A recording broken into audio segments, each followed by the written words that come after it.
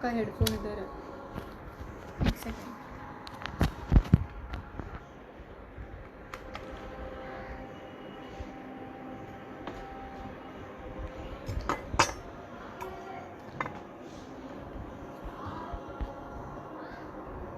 Hello दोस्तों,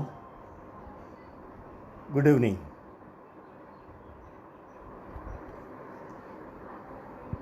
विजय जी के कहने पर रंग और सिने यात्रा के इस बातचीत में मैं जयंत देशमुख आपसे मुखातिब हूँ।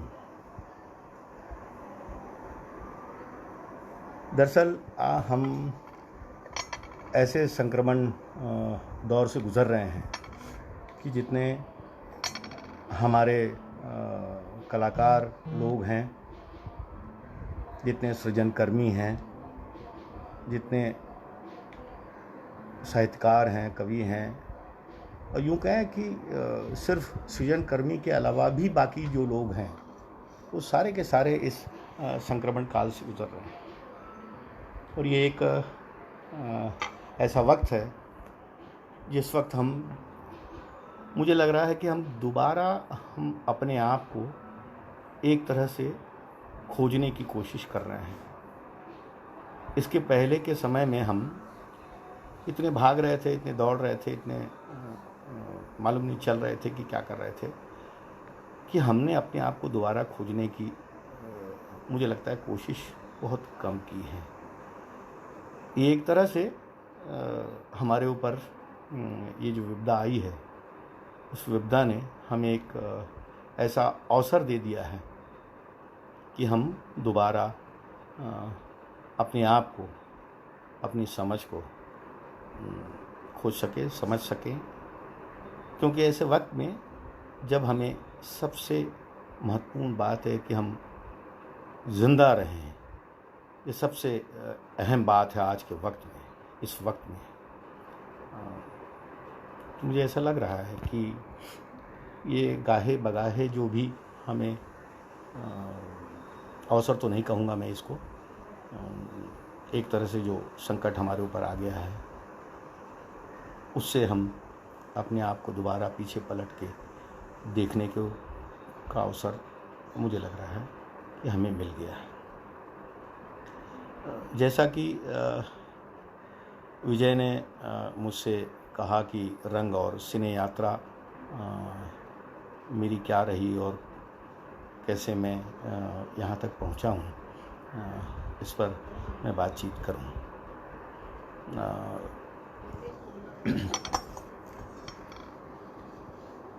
दरअसल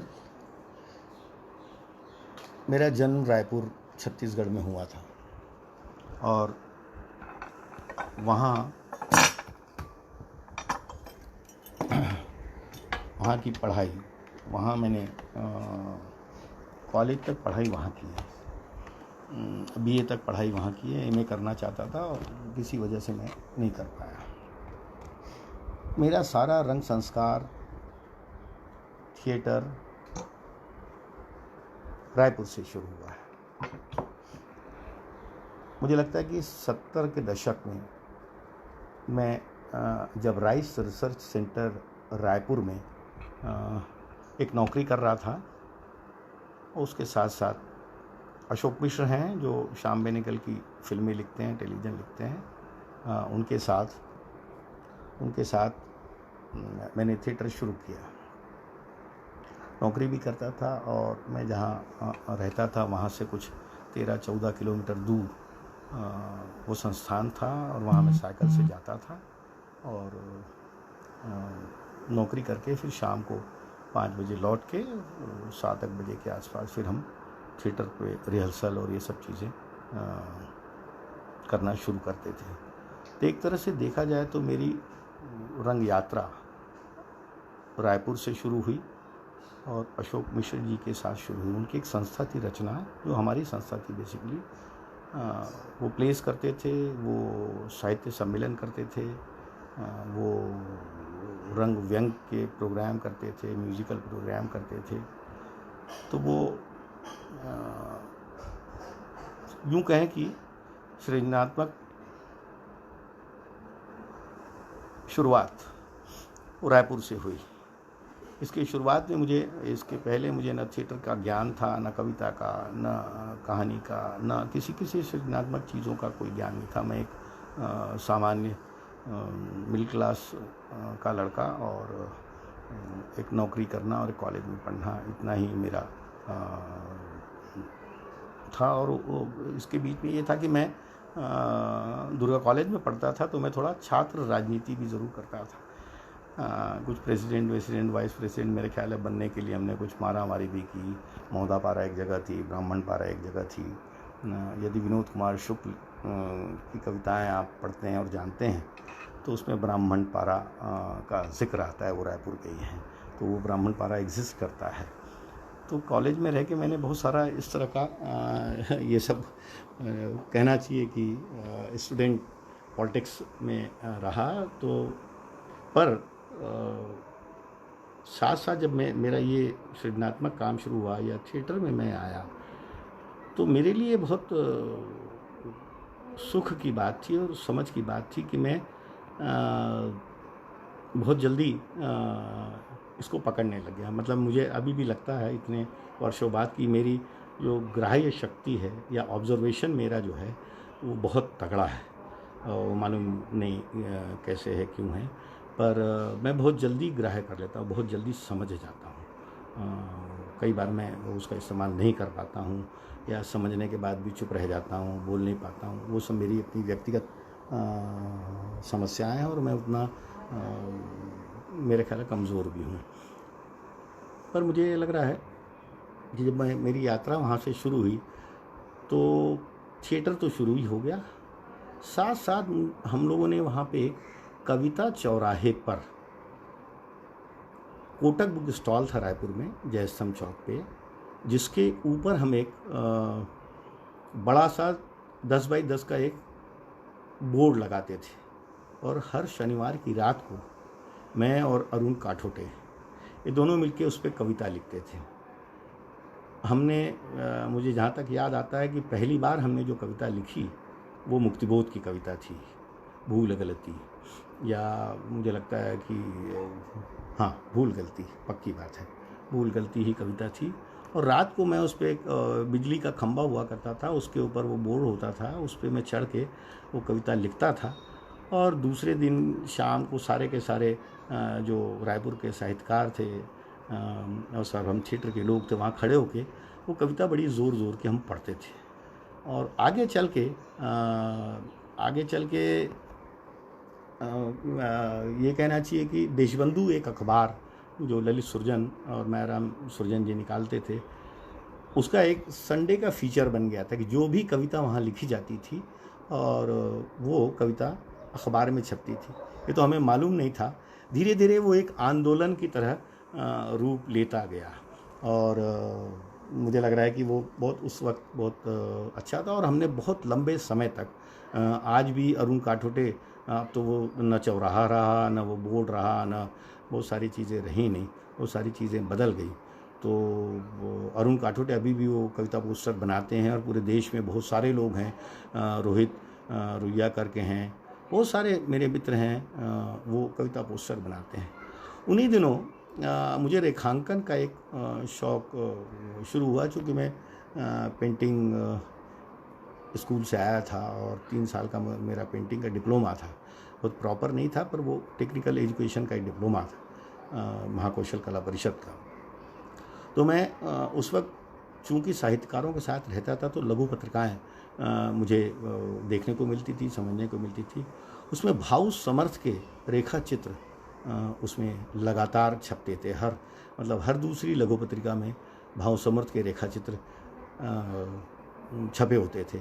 और मैं वो सौभाग्यशाली भी हूँ कि भाव मेरे घर पे भी आए और मैं भाव के साथ नागपुर में भी रहा। भाव समर्थ मुक्तिबोध के साथ रहे हैं और मुझे बहुत गर्व के साथ मैं ये कहता हूँ कि भाव को मैंने देखा है और भाव के साथ मैं रहा और उनसे बहुत इम्प्रेस भी हुआ।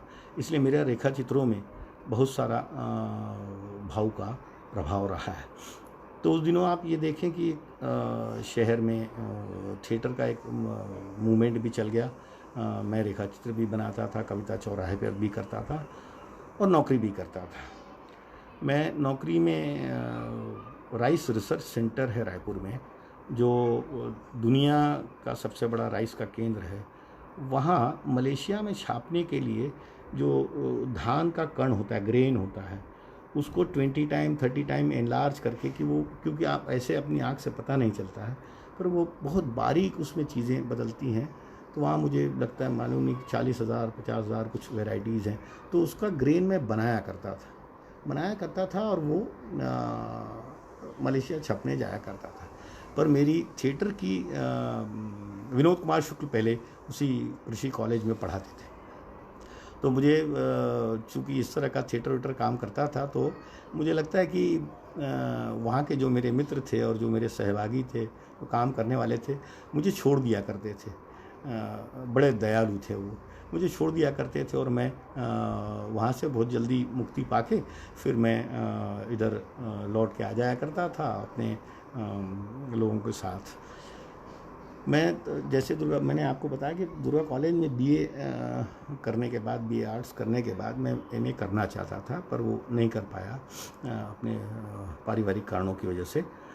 पर मैंने पत्रकारिता ज्वाइन की, बीएफए छत्तीसगढ़ नाइट कॉलेज होता था, तो नाइट कॉलेज में मैं फिर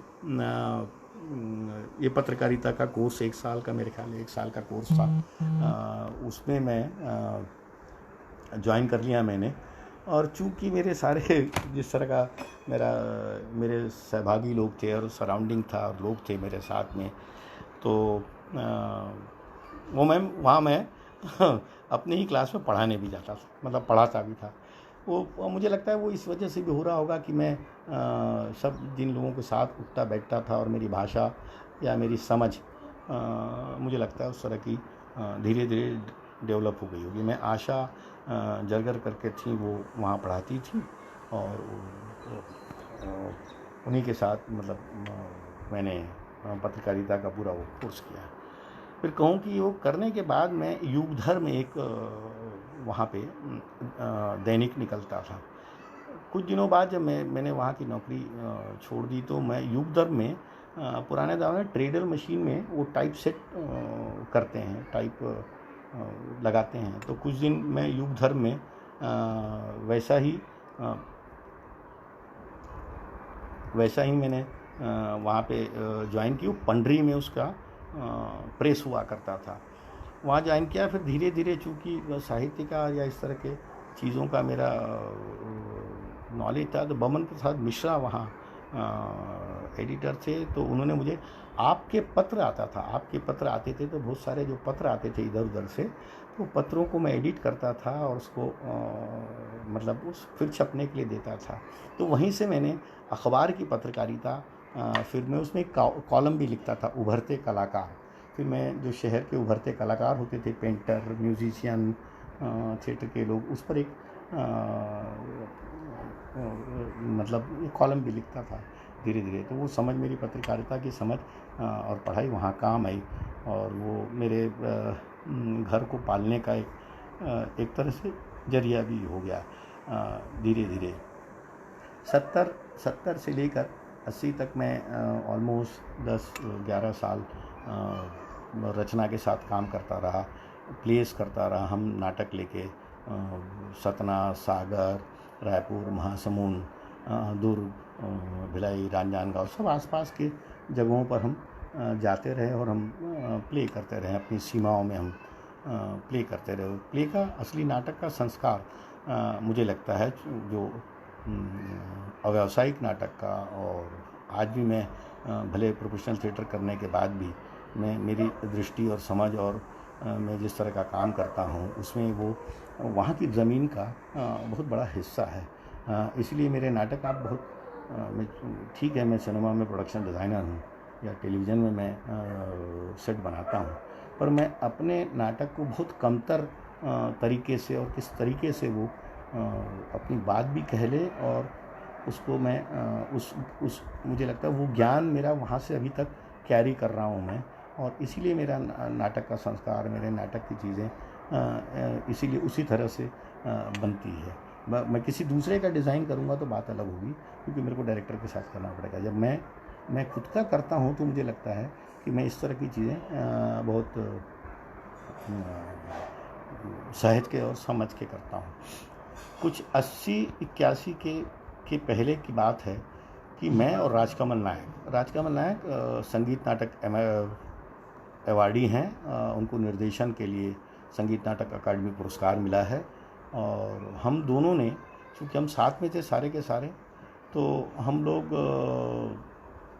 नेशनल स्कूल ऑफ ड्रामा का फॉर्म निकला था और हम दोनों ने वो भरा था। हम दोनों दिल्ली गए और हमने इंटरव्यू भी दिया। दिल्ली में वो इंटरव्यू देते वक्त मेरे बहुत सारे दोस्तों से मेरा परिचय हुआ। वीरेंद्र सक्सेना हैं, केशवानंद स्वामी हैं, कार्तिक अवस्थी हैं, बहुत सारे ऐसे लोग जो वीरू के साथ के लोग थे। उनसे सबसे मेरा परिचय हुआ, जो आज तक मेरे दोस्त हैं। और तो वहाँ हम इंटरव्यू देने में और राजकमल दोनों गए, और दोनों जाने के बाद हमारा इंटरव्यू भी हुआ। पर इंटरव्यू में हमसे, चूँकि वहाँ उस वक्त कारण जी जो मेरे गुरु हैं, वो वहाँ के डायरेक्टर थे, वो उस कमेटी में भी थे, सिलेक्शन कमेटी में। उन्होंने साफ मेरे से और राजकमल से कह दिया कि आप दोनों का यहाँ पे नहीं होगा। और उन्होंने कहा कि भोपाल में कोई एक रंगमंडल नाम की कोई चीज़ बन रही है, आप लोग वहाँ अप्लाई कीजिए, वहाँ आइए। और मुझसे कहा कि तुम घर के तो बड़े हो और घर पालते हो, यहाँ आ जाओगे स्कॉलरशिप मिल जाएगी तो कैसे होगा, ना घर चलेगा ना तुम चल पाओगे, तो तुम भोपाल में आना। तो हम दोनों मैं और राजकमल वापस आ गए। वापस आके फिर हमने अपनी एक संस्था बनाई, सिलसिला, और सिलसिला नाम से हमने एक मैगज़ीन भी निकाली, जिसमें हमने प्ले छापे, स्केचेस छापे। फिर उस नाम से मैंने एग्जीबिशन की, पेंटिंग्स की, और फिर उस संस्था के साथ बच्चों के प्लेज हम करते थे। और हमने क्या किया कि मैंने जो पेंटिंग्स बनाई थी, बादल सरकार का एक नाटक था जुलूस, हम जहाँ भी करते थे वो पेंटिंग्स चारों तरफ लगाते थे और बीच में वो जुलूस नाटक करते थे। हमने वो स्ट्रीट प्ले बहुत किया। स्ट्रीट प्ले से मुझे याद आया कि विभु कुमार एक बड़े नाटककार हुए हैं छत्तीसगढ़ के, और बसंत दीवान, उनकी एक संस्था थी हस्ताक्षर, उनके साथ भी हम लोग लगातार स्ट्रीट प्ले करते थे। चाट वाला मुझे अच्छे से याद है। चाट वाला, एक चाट का ठेला होता था नवीन बाज़ार में, हम वो ठेला लगाते थे। मतलब ये था कि वो उस वक्त जो मेरे में जुनून, थिएटर का जुनून आ गया। और ये बिल्कुल सही बात है, कहीं बीच में बात भी हो रही थी कि वो ऐसा जुनून आ गया कि आप बाकी सारी चीज़ें भूल जाते हैं धीरे धीरे। घर परिवार सब चीज़ें भूल जाते हैं। जबकि मैं परिवार का बड़ा लड़का था और मुझे कमाना ज़रूरी था, क्योंकि मेरे पिता की एज ज़्यादा थी, और वो एक जावा मोटरसाइकिल कंपनी में अकाउंटेंट का काम करते थे। और चूँकि एज ज़्यादा होने की वजह से, और बहुत मोतियाबिंद था आँख में, और बहुत सारी ऐसी दिक्कतें थी कि वो बहुत जल्दी उनका ऑपरेशन नहीं हो सकता था। तो मेरे लिए वो एक मुश्किल वक्त भी था, जब मैं जोरापारा शारदा चौक में रहता था अपने परिवार के साथ। और उसके बाद वहाँ से मैं चौबे कॉलोनी में, वो भी एक अजीब सा किस्सा है। तो यूँ कहें कि आप रायपुर की मेरी अपनी ज़िंदगी में इतनी सारी ऐसी चीज़ें अप डाउन आई हैं, और ऐसी चीज़ें आई कि उन्होंने मुझे लगातार और एकमात्र मेरे पास जरिया ये था उन सब चीज़ों से निकलने का, वो थिएटर, वो शाम को प्ले करना या रिहर्सल करना या पेंटिंग करना। वहीं से मैंने कभी ज़िंदगी में ग्रीटिंग कार्ड उस तरह से नहीं ख़रीदा है। तो मैं पोस्ट कार्ड लाता था, पोस्ट कार्ड पे मैं स्केचेस बनाता था, उसमें कलर भरता था, और उस पोस्ट कार्ड के में एड्रेस डाल के लोगों को मैं भेज देता था। ये मेरा हर साल या दिवाली, इसमें यही काम मैं अपने घर में बैठ के किया करता था।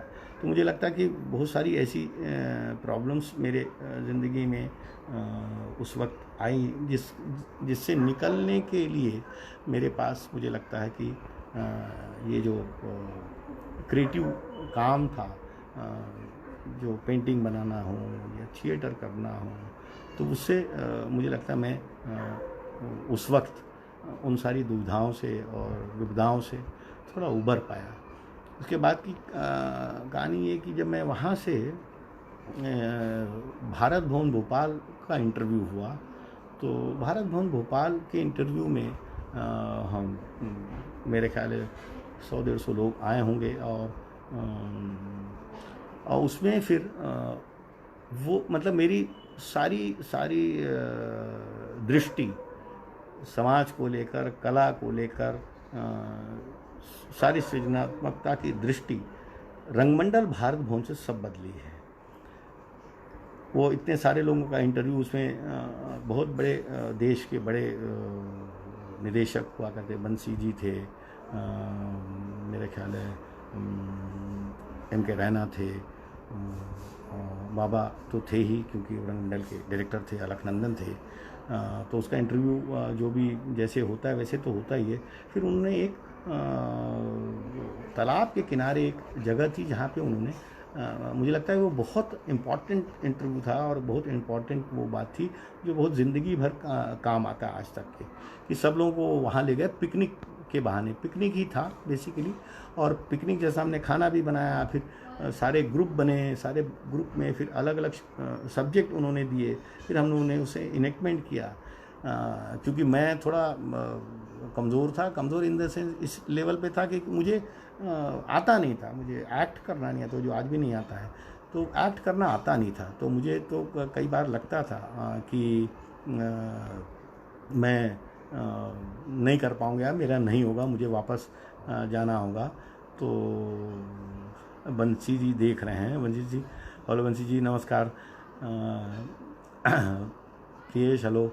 तो मैं बहुत, क्योंकि मोबाइल पे कर रहा हूँ तो छोटा छोटा आता है, तो वो कई बार बोधी जी नमस्कार। तो मैं वो इंटरव्यू हमने पास किया, फिर हमें पता चला, क्योंकि हम जिस रायपुर से आए थे, ऐसी सब सारे के सारे लोग छोटी छोटी जगह से आए थे, और 30 लोग मुझे लगता है चुने गए थे। पर वो 30 लोग चुनने के बाद से मेरे लिए बहुत इम्पॉर्टेंट हो गया था, क्योंकि मैं घर का अर्निंग मेंबर था। ये मैं अब आज पहली बार मुखातिब हो रहा हूँ, और बहुत ऐसा कई बार अच्छा नहीं लगता है कि इस तरह की चीज़ें आप शेयर करें, पर कई बार लगता है कि इसमें शेयर करने में कोई बुराई नहीं है। हम सब लोग हैं, अलग तरह से अलग अलग विपदाओं से गुजरते हैं, और कहीं ना कहीं मुकाम हासिल करने के लिए वो रास्ता चुनते हैं। तो वो रास्ता, जैसे आप, मैं यूँ कहूँ कि मेरे घर में जो पुस्तकें हैं उसमें सबसे ज़्यादा ऑटोबायोग्राफी है। मुझे बहुत अच्छा लगता है लोग किस तरह से किस किस कदम पे और कैसे कैसे प्रॉब्लम से जूझ के, मैं चार्ली चैपलिन की ऑटोबायोग्राफी भी पढ़ता हूँ, तो मैं हिटलर की भी पढ़ता हूँ, मैं क्या नाम आमिर खान पे जो पुस्तक लिखी वो भी पढ़ता हूँ, प्राण की पुस्तक भी पढ़ता हूँ। तो मुझे एक इंस्पायरिंग होता है कि आप कैसे व्यक्ति एक धीरे धीरे धीरे करके कहाँ पहुँचा, कैसे पहुँचा, क्या प्रॉब्लम हुई। तो रंगमंडल में फिर यूँ देखें कि मेरा और राजकमल अल्टीमेटली हम लोग हमारा सिलेक्शन हो गया, और रंगमंडल का अपना एक अनुशासन था। और आज अमोद से भी बात हो रही थी कि सुबह म्यूज़िक की क्लास, एक्सरसाइज की क्लास, म्यूज़िक की क्लास, मेकअप की क्लास, रिहर्सल, नाटक पढ़ना, फिर बाबा के साथ क्लास, उस पूरे मैं यदि उसको बहुत रोज़ की घटनाओं से न जोड़ के मैं इस बात से जोड़ूँ कि दुनिया के सारे बड़े डायरेक्टरों ने, जिनके नाम आप जानते हैं, जिनके हो सकता है उनसे आप मिल भी ना पाए, कुछ लोग तो हैं भी नहीं इस संसार में, तो वो हमको उस भारत भवन ने ये मौका दे दिया कि हम उनसे मिलते, उनकी बातचीत सुनते, उनके साथ रहते, उनके साथ चाय पीते, खाना खाते, और एक तरह से उनके साथ अपना समय बिताते। और उसके साथ ही साथ बहुत सारे डायरेक्टर्स आए, बहुत सारे डायरेक्टरों ने हमारे साथ अलग अलग तरह के नाटक किए। बाबा तो थे ही, बाबा करते थे। बंसी जी ने हमारे साथ, बंसी दा ने अंधा युग किया, योगेंद्र त्रिवेदी, श्यामानंद जालान, उसके बाद में जयदेव हतंगड़ी, मतलब अलग अलग दिशाओं से लोग हमारे साथ आए। मैं अपनी ज़िंदगी का सबसे महत्वपूर्ण, यूँ कहें कि अपनी जवानी का, जिसमें खून गर्म होता है और आप सबसे ज़्यादा उर्वरक होते हैं, वो ऊर्जा होती है, वो पूरा वक्त मैंने भारत भवन में बिताया। और भारत भवन की एक खूबसूरती ये भी थी, वो पत्थरों का भवन नहीं था। जहाँ एक और रंगमंडल भारत भवन या रंगमंडल की गतिविधियाँ चलती थी, नाटक से संबंधित चीज़ें होती थी, 3-3 थिएटर थे, वहीं रूपंकर था। वहाँ पेंटिंग हम देख रहे थे, वहाँ हम स्वामीनाथन को हम देख रहे थे। हम पेंटिंग जानते नहीं थे, वहाँ जाके हमने पेंटिंग देख के पेंटिंग देखना और समझना सीखा। वहीं हम लिथो पे अपना पोस्टर प्रिंट कर रहे थे नाटक का, तो हमने लिथो क्या चीज़ होती है हमने समझा। स्क्रीन प्रिंटिंग अपने हाथ से की तो स्क्रीन प्रिंटिंग समझा। ग्राफिक एक पूरा के पूरा वहाँ पे पूरा एक बोलना चाहिए एक विंग है।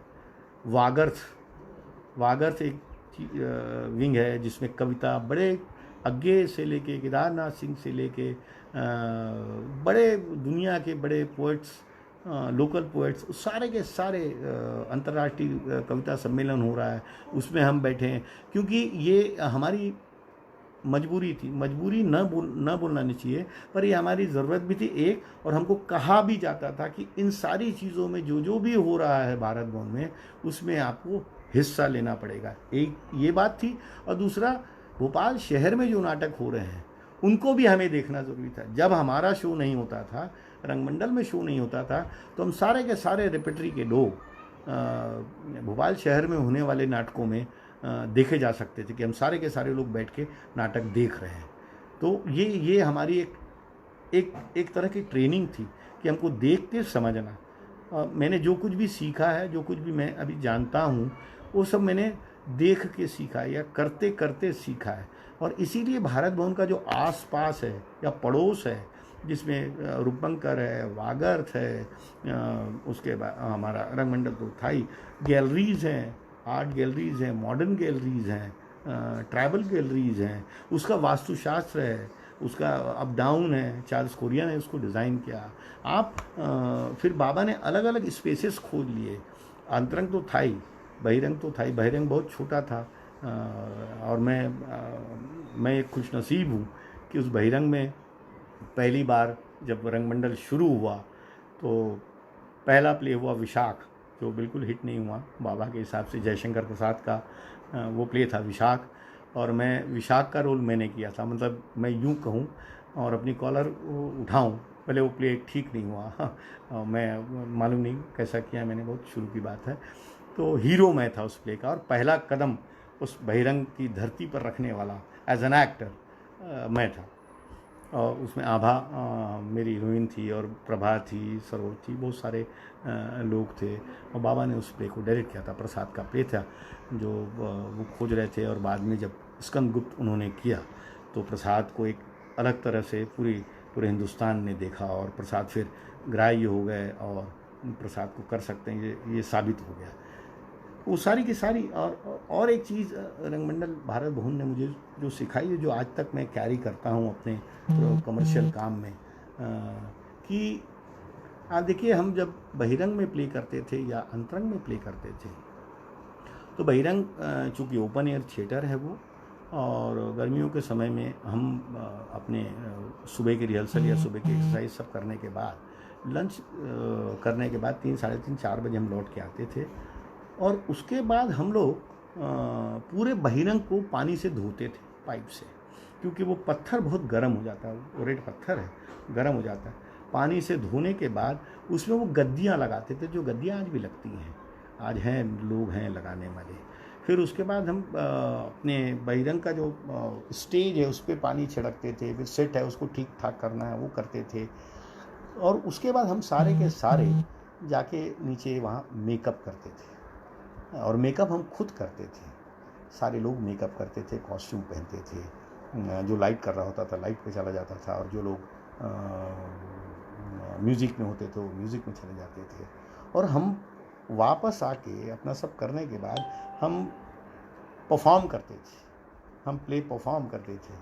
और अब जो प्ले में नहीं होता था वो बहिरंग की सीढ़ियों में खड़ा होता था, लोगों को ला के बिठाता था, मतलब देखिए थिएटर मैनेजमेंट भी हमने उस वक्त सीखा, और वो हमारी नसों में आज तक है। मतलब हमने बाबा के साथ अंतरंग के जो बाथरूम हैं वो तक धोए हैं, और उसमें कोई शर्म की बात बेसिकली नहीं है। उनका कहना बिल्कुल सही था, इस्तेमाल तो हम लोग करते हैं ना, तो हम किसी की राह क्यों देखें, हम जाके क्यों नहीं धो सकते। और हमने धोया भी, और उसमें कोई शर्म की बात थी नहीं। झाड़ू लगाना, सेट लगाना, फिर जो कोई एक्टर नहीं होता था वो बैक स्टेज में होता था, तो बैक स्टेज में नहीं होता तो वो एक्टर होता था। जैसे म्यूज़िक में या लाइट में जो लोग होते थे, बाबा का ये कहना था, और मैं आज भी इस बात को मानता हूँ कि यदि 11 एक्टर स्टेज पे हैं तो 12वां और 13वां एक्टर जो म्यूज़िक कंडक्ट कर रहा है या म्यूज़िक बजा रहा है या लाइट कर रहा है वो है। और मैं आज भी मानता हूँ, और मैं बहुत पक्के तरह से मानता हूँ, और मैं अपने नाटकों में ये करने की कोशिश करता हूँ कि जो लाइट करने वाले हैं या जो म्यूज़िक करने वाले हैं वो लगातार रिहर्सल में आए, रिहर्सल देखें, मैक्सिमम टाइम देखें। नहीं तो आज के समय में आदत ये हो गई कि आप हमें स्क्रिप्ट भेज दीजिएगा, हम गाने बता दीजिएगा, मूड बता दीजिएगा, हम कर लेंगे, और शो के एक दिन पहले हम आके कर लेंगे। बहुत सारी चीज़ें बदली हैं, पर कुछ सुखद बदली हैं और कुछ दुखद बदली हैं। जैसे मैं यूँ कहूँ कि ऐसे वक्त में हम जी रहे हैं जब मेरे को आज ऐसा ही लग रहा था, मैं किसी अपने दोस्त से सुबह बात कर रहा था कि यदि मेरे फ़ोन में 3000 नंबर हैं या 1000 नंबर है, तो मैंने भी उन लोगों को कभी फ़ोन नहीं किया 3-3.5 महीने में, न उन्होंने भी मुझे कभी फ़ोन नहीं किया। ऐसा क्यों? ऐसा क्यों? इसके पहले हम लगातार बात करते थे, इसके पहले लगातार एक दूसरे के बारे में। तो ये कौन सा ऐसा कारण है जब हम ये बात ही नहीं कर पा रहे हैं। ये ठीक है, वर्चुअल है, हम एक दूसरे को देख पा रहे हैं, वो भी अभी अभी शुरू हुआ है। इसके पहले तो ऐसा कुछ समझ में आता नहीं था। अभी आप मुझे देख पा रहे हैं, पर अभी ये जो FB लाइव मैं आपको नहीं देख पा रहा हूँ, पर जूम में आप सामने देख भी रहे हैं, बातचीत भी कर रहे हैं। तो कम से कम हम एक दूसरे को यहाँ बंसीदा ने बहुत सही अपने किसी इसमें जो मैंने सुना था, उन्होंने कहा था कि मैं तुमको गाली भी देना चाहता हूँ, मारना भी चाहता हूँ, तो मार नहीं सकता, क्योंकि मैं वर्चुअल हूँ और मैं फिजिकली आपसे नहीं कर। तो ये जो फिजिकल टच है या जो इमोशन का जो बहाव है, या इमोशन मैं आपके बारे में क्या सोचता हूँ या आप मेरे बारे में कैसा समझ रहे हैं, ये थोड़ा इस बीच में एक बहुत बड़ा वैक्यूम, एक बहुत बड़ी खाई बीच में आ चुकी है। और इसको पाटना मैं इसलिए आज सुबह बात कर रहा था कि मेरे पास 1500 नंबर है, और मैं 1500 नंबर में से दिन में 2 लोग को भी फ़ोन करता तो 3 महीने हो गए। मैं अपने इंडस्ट्री के लोगों को जिनके साथ मैं प्रोफेशनली काम कर रहा हूँ, न उन्होंने कभी फ़ोन किया, न मैंने कभी फ़ोन किया। अभी सुगबुगाहट हुई है जब ये हो रहा है कि हम शूटिंग करेंगे, 20 तारीख से करेंगे, तो अभी सुगबुगाहट हो रही है, और अभी हम धीरे धीरे एक दूसरे से बात करना शुरू करेंगे। मैं फिर लौट के आता हूँ रंगमंडल भारत भवन पे। तो वो ऐसा वक्त था मेरे लिए 10-11 साल, जिसने मेरी रग रग में कहें कि साहित्य और थिएटर और कविता, कहानी, उसकी समझ, सृजनात्मक समझ और एक एस्थेटिक सेंस। क्योंकि आप बाकी चीज़ें तो पढ़ा सकते हैं, बाकी चीज़ें सिखा सकते हैं, आप आवाज़ ठीक कर सकते हैं, आप एक्सरसाइज करके अपने शरीर को बहुत अच्छा बना सकते हैं, बहुत रियली हैंडसम बना सकते हैं, पर एस्थेटिक सेंस कैसे आएगा? एस्थेटिक सेंस सीधा सीधा उसका संबंध आपसे होता है और आपकी दृष्टि से होता है। वो एस्थेटिक सेंस मुझे भारत भवन ने दिया, वो डिज़ाइन सेंस मुझे भारत भवन ने दिया। वो चाहे मैं अंधा युग बंसीदा का डायरेक्ट किया हुआ और एक अजीब, एक अलग तरह की डिज़ाइनिंग का प्ले, और बाबा का डायरेक्ट किया हुआ है वदन हो या रशमन हो, तो उसकी अपनी अलग डिज़ाइन। तो एक डिज़ाइन का सेंस, एक संगीत का सेंस। हम तो जब आए थे तो हमें न सुर, न ज्ञान, न ताल, पर धीरे धीरे धीरे आप सुनते हुए, गाते हुए, बेसुरा गाते हुए, बेताले होते हुए, धीरे धीरे धीरे, मुझे याद है जब GV अय्यर की शंकराचार्य का म्यूज़िक करना था और जीवी अय्यर भोपाल आए थे और अंतरंग में थे। तो मुझे बहुत अच्छे से याद है कि बाबा ने सबको एक एक इंस्ट्रूमेंट दे दिया था। जो अंतरंग जानते हैं वो सब पूरे अंतरंग में बिठा दिया और एक एक इंस्ट्रूमेंट दे दिया और कहा कि 2 के 2 गिनना, 1 2 तुम बजा देना, 1 2 3 तुम गिनना, तुम बजा देना। तो इस तरह से एक सिम्फनी आदि शंकराचार्य में आपने जब सुनी होगी या फिर देखी होगी, संस्कृत की फिल्म है, तो उसमें बाबा का इस तरह हम लोग ने उस फिल्म का म्यूज़िक किया। बाबा तो बहुत सारी फिल्मों का उन्होंने म्यूज़िक किया, मृणाल सेन की बहुत सारी फिल्मों का म्यूज़िक किया, स्वर्ण कमल भी उनको मिला था उनको।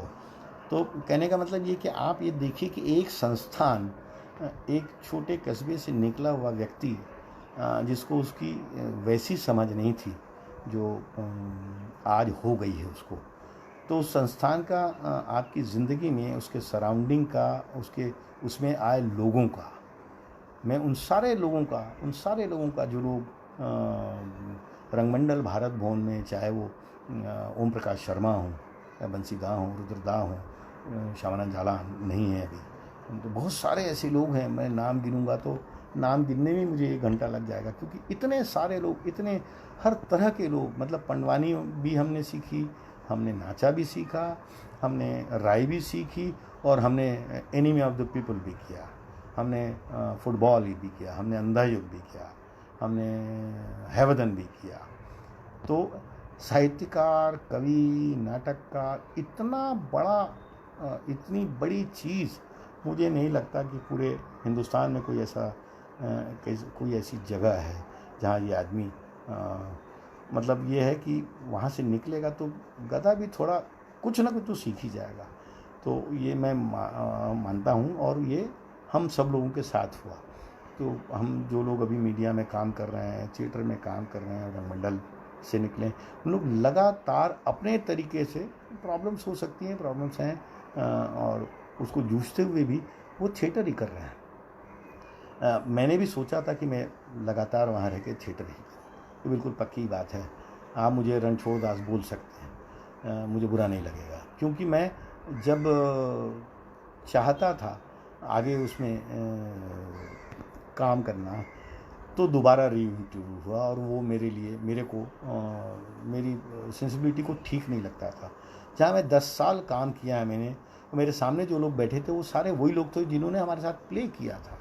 आप हमें अपग्रेड कर रहे हैं तब तो ठीक है, आप री-इंटरव्यू करके ज्वाइन करने के लिए, तो मेरे लिए मुझे थोड़ा ठीक नहीं लगा। हो सकता है उस समय मेरे दिमाग में ऐसी बात आई होगी और मैं फिर वहाँ से पंजाब मेल की टिकट मेरे पास थी और मैं ऑलमोस्ट मुंबई आ गया। और मुंबई में मुझे कुछ नहीं मालूम था, कि मुझे एक ही चीज़ मालूम थी और वो ये मालूम था कि वीरेंद्र सक्सेना मेरे दोस्त हैं और मेरे लिए मुंबई में रहना, खाना, ये 2 चीज़ का शुरुआत में आते ही कभी तकलीफ़ नहीं हुई, क्योंकि मैं आते ही मुझे प्रयास प्रोडक्शन, राजा बुंदेला और सतीश कौशिक और राजू मनवानी का एक प्रोडक्शन हाउस था जो टेलीविज़न कर रहा था उस वक्त, तो उसमें काम मेरे को मिल गया। और भले मैं उसमें उस वक्त जानता नहीं था कि ये टेलीविज़न का काम कैसे होता है। मैं एक बात बीच में भूल गया। मैं वैसे ही अतुकांत आदमी हूँ और अतुकांत इधर का उधर का रोड़ा इधर का, भानुमति ने कुंबा जोड़ा। रंगमंडल में रहते रहते मैंने 2 काम किए थे फिल्म से संबंधित। एक मैंने किया था कि राजेंद्र जांगले हैं FTI पास आउट, उन्होंने एक फ़िल्म बनाई थी, वो मेरी अपनी ज़िंदगी की पहली फिल्म थी और उस फिल्म को वहीं भोपाल में शूट हुई थी, भोपाल के आसपास। उसके बाद मुझे मौका, तिग्मांशु धूलिया हैं, बड़े डायरेक्टर हैं इस वक्त, और शेखर कपूर उस वक्त बैंडेड क्वीन एक फ़िल्म बना रहे थे। और चूँकि तिग्मांशु वहाँ ड्रामा स्कूल में थे तो वो आते जाते रहते, तो हमारा परिचय था। तो उसने मुझसे कहा कि चलो जैन चलते हैं और एक फ़िल्म बन रही है, उसमें तुम काम करना। तो मैंने कहा मुझे तो आता नहीं सिनेमा का काम, मैं जानता ही नहीं कुछ क्या होता है। तो बोले आ जाएगा तू, चल। और ऐसा करके उसके कहने पे, और जिज्ञासा तो थी मेरे को, और मैं चला गया। 5 महीने मैंने उस फिल्म के लिए काम किया, मुझे छुट्टी भी मिल गई।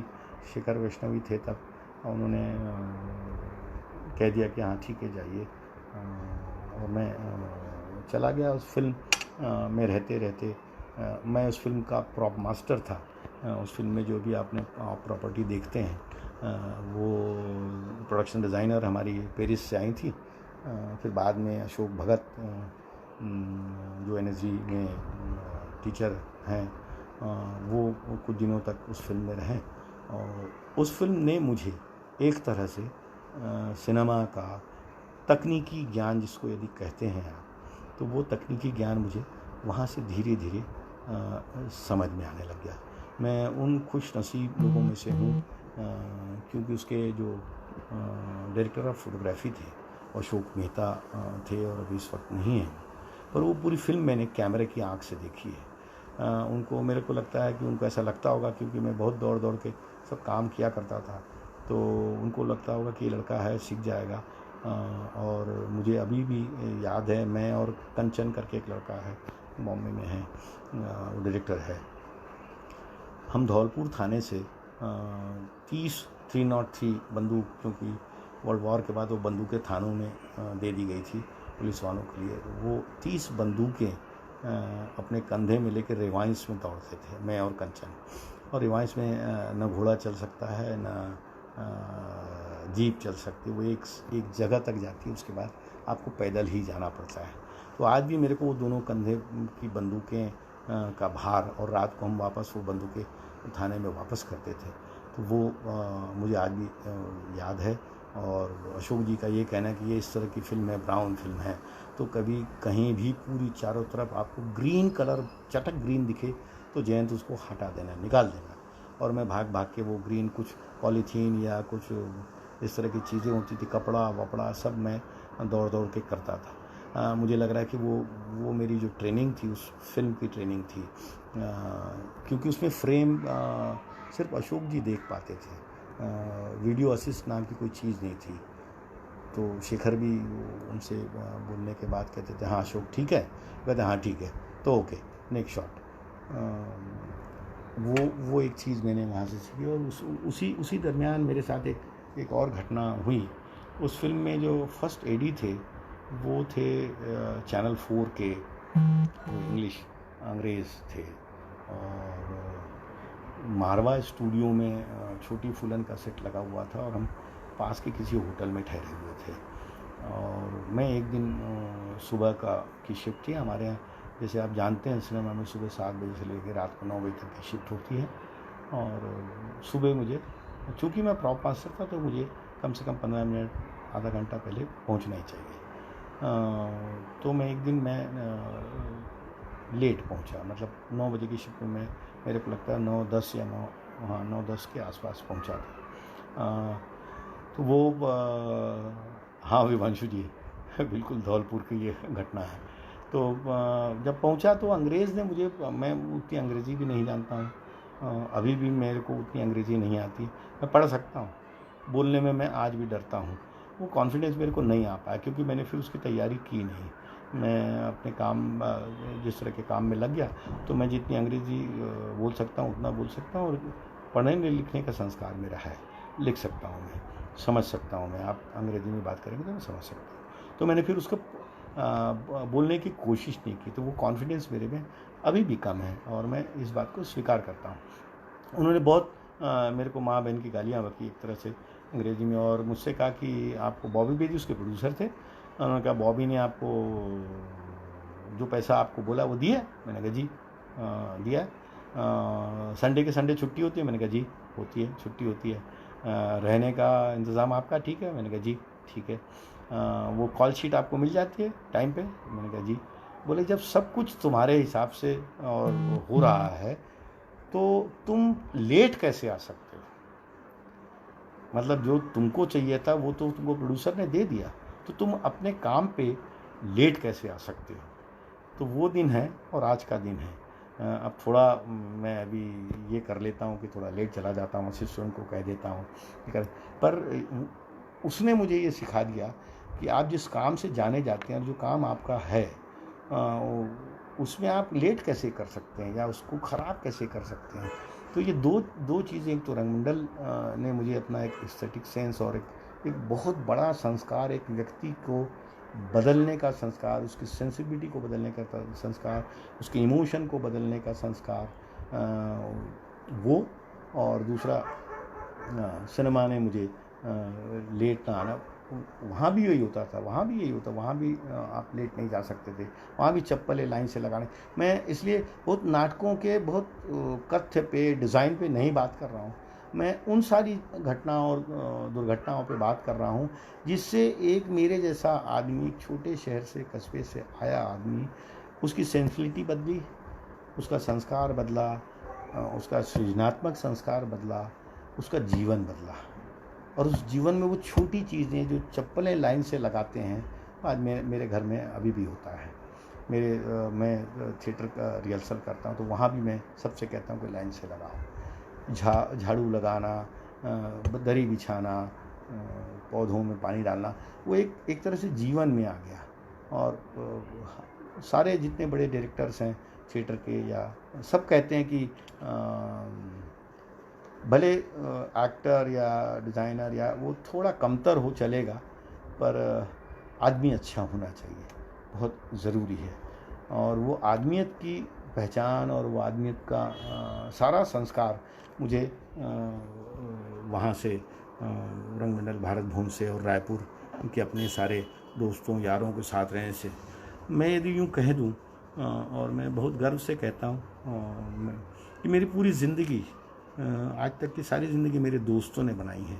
मैं उनका बहुत शुक्रगुज़ार हूँ कि मैं जितने लेवल पे, जहाँ तक मैं आया हूँ, मेरे को हर दोस्तों ने हर तरह से, मैं बहुत बार मैंने अपनी ज़िंदगी में सोचा कि मैं कैसे यहाँ ख़त्म कर दूँ, या मैं नहीं कर पाऊँगा, या मैं, और हर बार मेरे दोस्तों ने मेरे पीठ थपथपाई है, मेरे को मतलब यूँ कहें कि आप दोबारा मेरे को खड़ा करने में उनका रियली बहुत बड़ा हाथ है, और उनको मैं कभी नहीं नकार सकता, और मुझे ज़रूरत भी नहीं नकारने की, और मैं स्वीकार भी करता हूँ। वहाँ रंगमंडल बंद हुआ, और रंगमंडल से मैं जब सिनेमा के लिए यहाँ आ गया, और यहाँ भले मैं वो 2 फिल्में मैंने की थी, पर टेलीविज़न का काम मुझे नहीं आता था। टेलीविज़न में मॉनिटर देख के डिज़ाइन, और क्योंकि यहाँ पे जिस तरह का टेलीविज़न का काम होता है उसमें बहुत सारे फर्नीचर हायर पे आते हैं, ये आते हैं, तो वो, पर धीरे धीरे यहाँ पर मैं सीखता गया। मेरे साथ के लोगों ने मुझे कोऑपरेट किया। यूँ कहें कि मेरे, यदि फिल्म की बात करें तो मेरी ज़िंदगी में इन सब बातों, आँखें नाम की एक फ़िल्म है जो विपुल शाह की पहली फ़िल्म थी, मेरी कमर्शियल पहली फ़िल्म थी, और मेरे प्रोड्यूसर हैं गौरव जोशी, उसकी भी एक तरह से बड़ी पहली फ़िल्म थी। 2 बार मेरी ज़िंदगी में ऐसे मौके आए जहाँ मेरी परीक्षा हुई और थिएटर ने मुझे बचा लिया। और आज भी मैं, यदि यूँ कहें कि मुझे कोई एक आप रफ डिज़ाइन बताएं और मैं किसी खाली स्पेस में जाऊंगा, तो मैं कह सकता हूँ कॉन्फिडेंसली कि ये इतने दिन में बनेगा, इतने हाइट पे होगा, और इस पे ये खर्चा होगा। तो ये मेरे अपने एक्सपीरियंस से ये चीज़ें आई। मैंने अपनी ज़िंदगी में आज तक गणित कभी नहीं लगाया, और मुझे लगता है गणित नहीं लगाया इसलिए बहुत अच्छा भी हूँ, और यदि लगा देता तो मुझे लगता है कि मैं उस गणित में ही पड़ जाता, तो मेरा सब कुछ जो भी मैं अभी कह रहा हूँ वो सब कुछ गलत हो जाता, और सब कुछ तहस नहस हो जाता।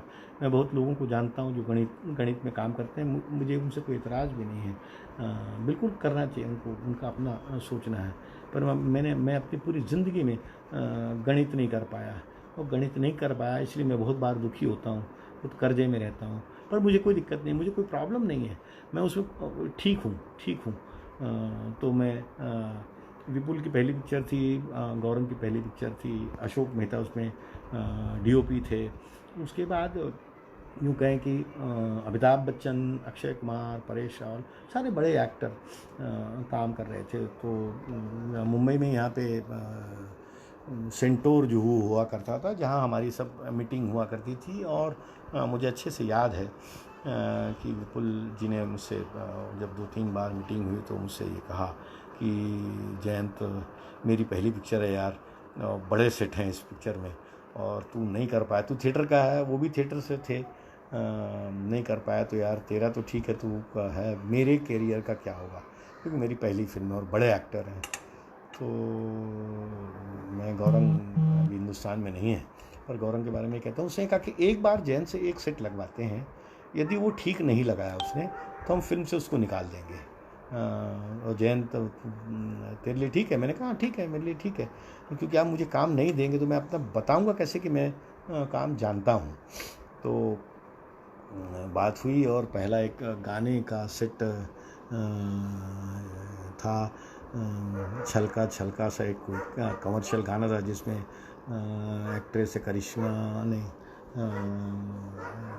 कपूर नहीं है, काश्मीरा शाह और परेश रावल पे वो गाना था। और बड़ा सा एक टैंक है जिसमें दारू है और वो छत से गिरती है।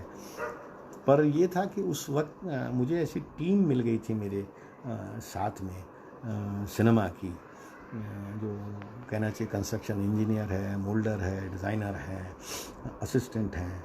तो जो ऐसे लोग मुझे मिल गए थे और मुझे आज तक याद है कि मैंने उसमें, यदि आप कभी फिल्म देखें आँखें, तो उसमें जो एक बाई बैठती हैं और उसमें नीचे एक जो काउंटर है, तो उसमें मैंने चूँकि मेरे को ये डर था यदि मेरे ये ठीक नहीं लगा किसी को तो मुझे तो निकाल दिया जाएगा पिक्चर से, तो इस पिक्चर में क्या रह जाएगा मेरा। तो मैंने, आप यदि देखें तो मैंने उसके नीचे लिखा था JD बार, तो जिससे मैं बाद में कह सकूँ यार ये वाला काम तो मैंने किया था। ये भय भी था, ये इच्छा भी थी, क्योंकि उसमें अहमद खान डांस मास्टर है, बड़े डांस मास्टर है इस वक्त, अशोक जी उसके DOP थे। सारे के सारे लोग जब दूसरे दिन जब सेट बन गया, बीच में अशोक जी आते रहते थे, तो एक बार ये हुआ कि देखिए कैसे चीज़ें सीखता है आदमी अपने एक्सपीरियंस से साथ में रहने। तो एक तरफ तो मैंने बना दिया पूरा सब कुछ, बार बार सब बना दिया, पर उसका जो अपोजिट एंगल है वो मैंने कुछ बनाया नहीं। उससे अशोक जी ने कहा, अरे भाई दादा इधर क्या होगा? मैंने कहा सर इधर क्या होगा, इधर तो कुछ नहीं होगा, बाहर तो इधर है। बोले नहीं नहीं नहीं नहीं, ऐसा नहीं होगा, इधर भी कुछ ना कुछ तेरे को बनाना पड़ेगा। तो मैंने कहा मैं क्या बनाऊँ, बताइए आप। तो उन्होंने कहा एक काम करो, इसको ये जो बस्ती होती है, रेत वेत लाओ, वो केले के ये इसके पेड़ लगाओ, कुछ झोपड़ी उपड़ी टाइप का बना दो और एक वॉल बना दो, एक दरवाज़ा लगा दो। तो मैंने कहा ठीक है। मैं अपने इस पूरे बम्बई में रहते हुए, मुंबई में रहते हुए मुझे 25 साल हो गए हैं, और जो भी फिल्में मैंने की हैं या टेलीविज़न के, मेरे को पूरी फिल्म का एक दूसरी तरह का ज्ञान सदा DOPs या कैमरामैन लोगों ने बहुत सिखाया मुझे। वो कलर सेंस, वो डिज़ाइन एलिमेंट, वो height of the set, width of the set, क्योंकि लेंसेस जब मुझे समझने लग गया, मैं लेंस समझने लग गया, तो वो मुझे लगातार फिर मैं अपना ग्रो करता गया, समझता गया। एक फिल्म से दूसरी फिल्म में गया, दूसरी फिल्म से तीसरी फिल्म मिली, तीसरी से चौथी मिली, धीरे धीरे करके मुझे फिल्में मिलती गई, मैं करता गया। बीच में टेलीविज़न मुझे मिलता गया, टेलीविज़न में करता गया। टेलीविज़न में भी मेरे लिए ये था कि मैं उस गणित को नहीं जानता था टेलीविज़न के। तो एक तरह से रमन कुमार हैं, आजकल थिएटर डायरेक्ट भी करते हैं, टेलीविज़न भी डायरेक्ट करते थे, तो उन्होंने एक मिली सीरियल किया था स्टार प्लस के लिए। उस समय वो पहला सेट था टेलीविज़न का मेरा, जो मैंने सेट नाम की चीज़ के पहले मैं कर चुका था टेलीविज़न, पर सेट जिसमें सेट बनाना बोलते हैं, वो मैंने उस शो के लिए बनाया। वो MBC स्टूडियो है यहाँ पे चांदीवली के पास, और रमन जी ने उस सीरियल को डायरेक्ट किया था। तो उसको करते हुए और उसमें जो डायरेक्टर थे और जो DOP थे, फोटोग्राफी जो करने वाले थे, धीरे धीरे उनके साथ रह के तो वो टेलीविज़न के का भी ज्ञान मेरा, DOP डायरेक्टर, अब तो थोड़ा मुश्किल है। अब मुश्किल इसलिए है कि आज जो आपके साथ DOP काम कर रहा है या डायरेक्टर आपके साथ काम कर रहा है, कल वो होगा कि नहीं होगा, या दूसरे सीन के लिए दूसरा आदमी आ गया, दूसरे लोकेशन के लिए दूसरा डायरेक्टर आएगा और दूसरा DOP होगा। तो ये उस टेलीविज़न की अपनी मजबूरी है। शाम को उसको फीड करना पड़ता है, इतने फूड देना पड़ता है, तो अब उसके लिए कुछ नहीं कर सकते हैं। पर टेलीविज़न में रहते रहते भी मैंने जो कुछ काम किए, जैसे यदि आपने कभी देखा हो शोभा सोमनाथ की एक जी पे आता था तारक मेहता का उल्टा चश्मा, वो पूरी सोसाइटी डिज़ाइन करना, उसको एग्जीक्यूट करना, उसके इंटीरियर को बनाना, वो फिल्म सिटी में मैंने बनाया है। उसके बाद ये रिश्ता क्या कहलाता है, लॉन्गेस्ट शो ऑफ टेलीविज़न, वो मैंने उसका सेट मैंने बनाया था। एक सरस्वती चंद्र जो संजय लीलाल भंसाली का टेलीविज़न का पहला काम था, और मेरे ख्याल है वो उनका आखिरी काम है, उसके बाद उन्होंने टेलीविज़न नहीं किया, वो भी सेट मैंने बनाया था। मुझे लगता है कि मेरे अपने इस थिएटर के ज्ञान ने कैसे मुझे सिनेमा के ज्ञान में सहयोग दिया, इस पर मैं कुछ बातचीत करता हूँ कि चूँकि आप थिएटर में जिस कॉन्फिडेंस से काम करते हैं और समझते हैं, एक नाटक डायरेक्टर जो है जब नाटक आपको समझाता है, एक्टर को समझाता है, और आप किस लगन से और समझ से समझते हैं और करते हैं, वैसा ही उसने लगन और समझ और समझने की शक्ति और सुनने की शक्ति मुझे लगता है कि वो थिएटर से मेरे साथ कैरी होते हुए सिनेमा में आई। क्योंकि सिनेमा में आप यूँ देखेंगे कि जब फिल्म के लिए बात होती है तो डायरेक्टर होता है, डीओपी होता है, राइटर होता है, प्रोडक्शन डिज़ाइनर होता है, डांस मास्टर होता है, फाइट मास्टर, ये सारे लोगों के बीच में स्क्रिप्ट सुनाई जाती है, और उसके बाद फिर डिस्कशन होता है, और उस पर फिर तय होता है कि हम सेट लगाएंगे, रियल लोकेशन पे करेंगे, क्या है। तो वो एक समझ, और फिर वो समझ के साथ ही साथ मैं यूँ कहूँ कि मुझे आप जब कहानी सुनाएंगे तो मैं कहानी को विजुअली सुनता हूँ, मैं सुनता भी हूँ, और जब आप कहेंगे कि एक गांव था तो मेरे को गांव दिखने लगता है। आप कहेंगे कि उसमें जो रामू था वो साइकिल से आ रहा था, उस गांव दिखता है मुझे, फिर वो रामू साइकिल से आता दिखता है, उसके साइकिल का कलर दिखता है, उसके ड्रेस का कलर दिखता है, गांव में झोपड़ी कौन से कलर की होगी, उसका दरवाज़ा कौन से कलर का होता है। तो मैं कहानी को, चूँकि मुझे लगता है कि इतने साल से अभी यहाँ मैं इस तरह का काम कर रहा हूँ, तो लगातार जब भी मैं सुनता हूँ तो मुझे विजुअली पूरी कहानी समझ में आती है, और चाहे वो सिनेमा हो, चाहे टेलीविज़न हो, ये। और दूसरे एक तो ये बात, और दूसरी मुझे लगता है ये बात मेरे थिएटर से कैरी कर रही है यहाँ पे कि मैं मेरे असिस्टेंट या मैं भी कभी मैं भी गूगल से सर्च करता हूँ, ऐसा नहीं कि नहीं करता हूँ, पर कभी भी वो रेफरेंस ही होता है, बेसिकली रेफरेंस होता है। वो आपको चैनल को दिखाने के लिए, प्रोड्यूसर को दिखाने के लिए, डायरेक्टर को दिखाने के लिए, उसके बजट बनाने के लिए वो रेफरेंस होता है। वो रेफरेंस को हम मिलाकर कोई नई चीज़ क्रिएट करते हैं। अब जब मैं रेफरेंसिंग करता हूँ, और मैंने जितने भी काम किए तो सदा मैंने कोई ऐसा वेग काम नहीं किया। वेग काम मतलब ये कि एक सेट बना दे यार तू और हम कर लेंगे, नहीं। मेरे लिए कथा बहुत इम्पॉर्टेंट रहती है, वो किस जगह का है, किस शहर का है, ये बहुत इम्पॉर्टेंट फिल्म के लिए भी और मेरे टेलीविज़न के लिए भी। और टेलीविज़न में भी मैं सदा कथा और कहानी सुनता हूँ, पढ़ता हूँ, और उसके हिसाब से मैं डिज़ाइन करता हूँ। इसलिए मेरा बहुत सारी चीज़ें बदल जाती हैं।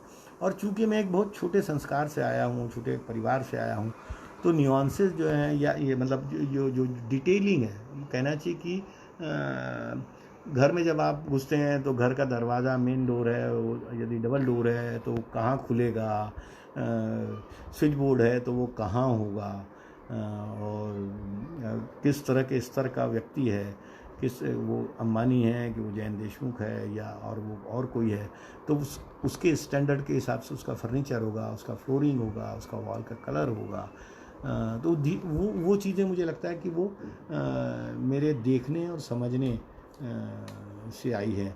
इसलिए मैं सदा कहता हूँ कि मेरे प्रोफेशन में या थिएटर में भी ऑब्जर्वेशन बहुत इम्पॉर्टेंट है। ऑब्जर्वेशन बहुत इम्पॉर्टेंट है।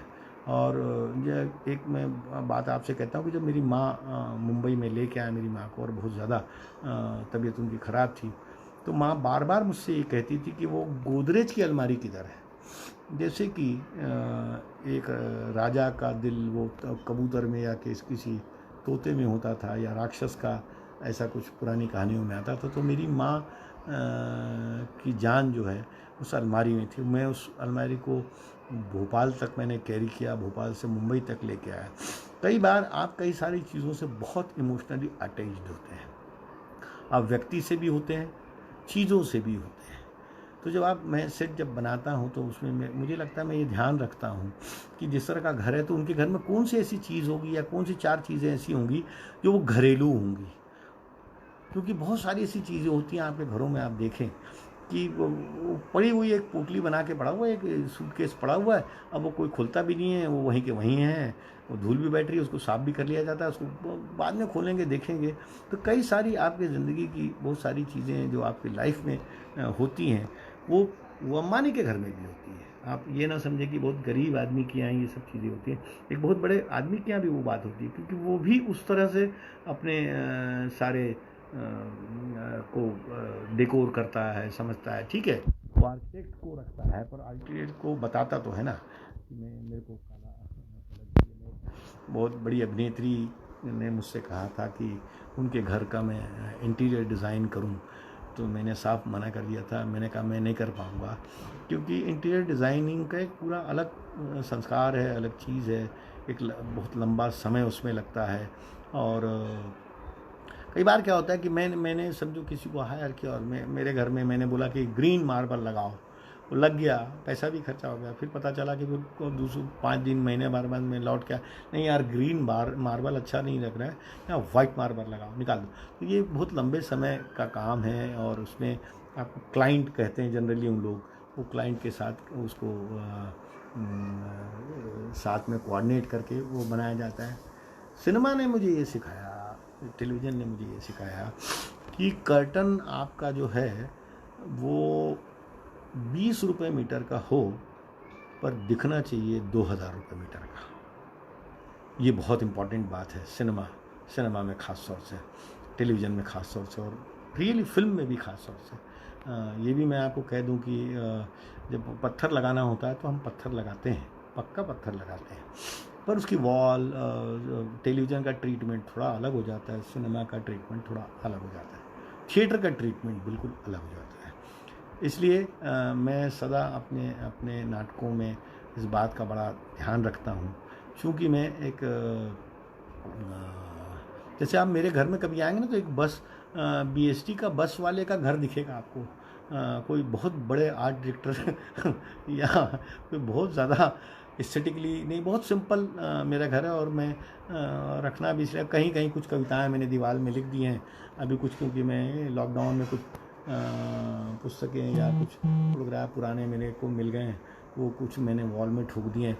नहीं तो बाहर ज़रूर आपको ऐसा लगेगा किसी आर्ट डायरेक्टर का तो नहीं, किसी सिनेमा वाले का घर है, पर अंदर आप मेरे घर में आएंगे तो फर्नीचर बहुत कम है। और बहुत मैं चाहता भी हूँ, क्योंकि मैं जिस तरह का काम बाहर करता हूँ उसमें रंग, फर्नीचर, कर्टन, ये सब लगातार मैं करता रहता हूँ।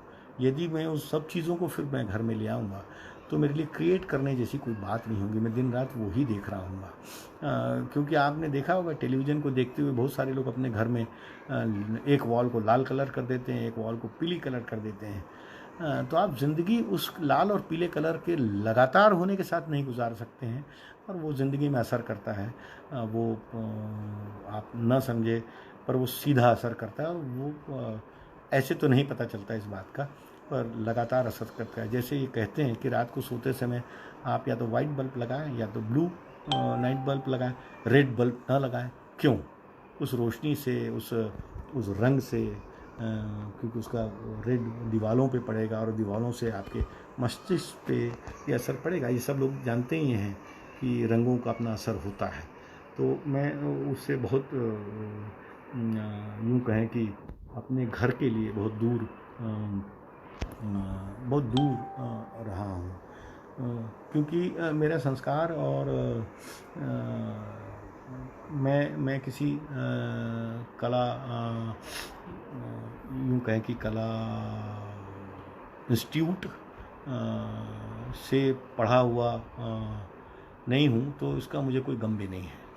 इसलिए नहीं कि वो आपका एक एक्स्ट्रा ज्ञान हो सकता है मेरी नज़र में, कि आपने यदि वो पढ़ा है तो वो आपका एक एक्स्ट्रा ज्ञान हो सकता है।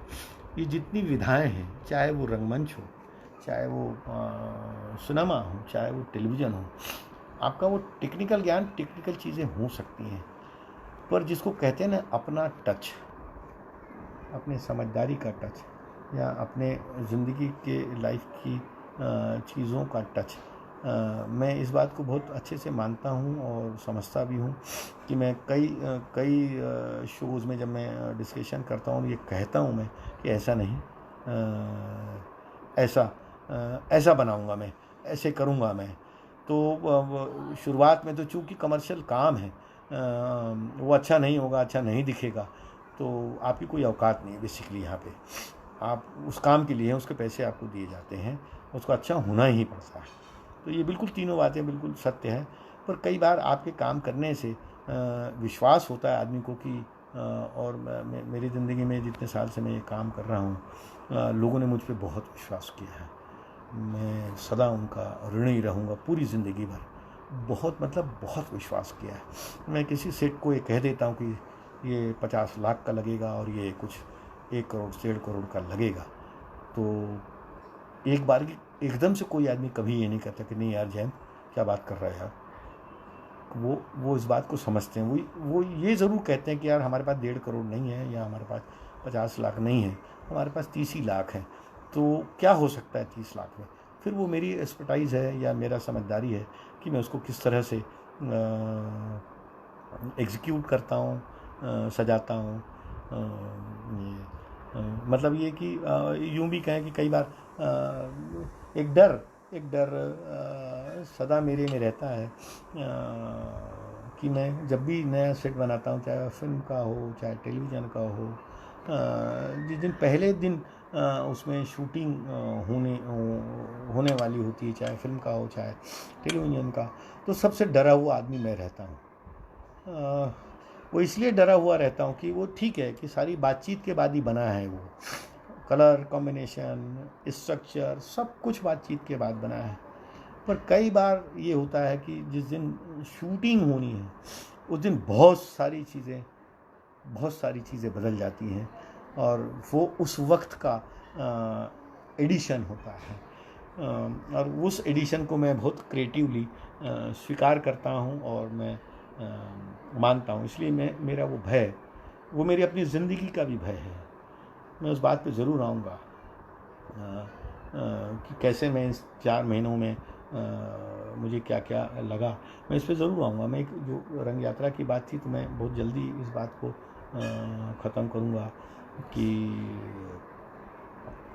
तो इसलिए वो दुविधा रहनी चाहिए किसी भी क्रिएटिव आदमी के दिमाग में, ख़ास तौर से जो एग्जीक्यूट करने वाले लोग हैं, जो दिखने वाला है टेलीविज़न में या सिनेमा में, तो उसका एक जो डर है यदि रहे तो बहुत सारे उसके फ़ायदे होते हैं।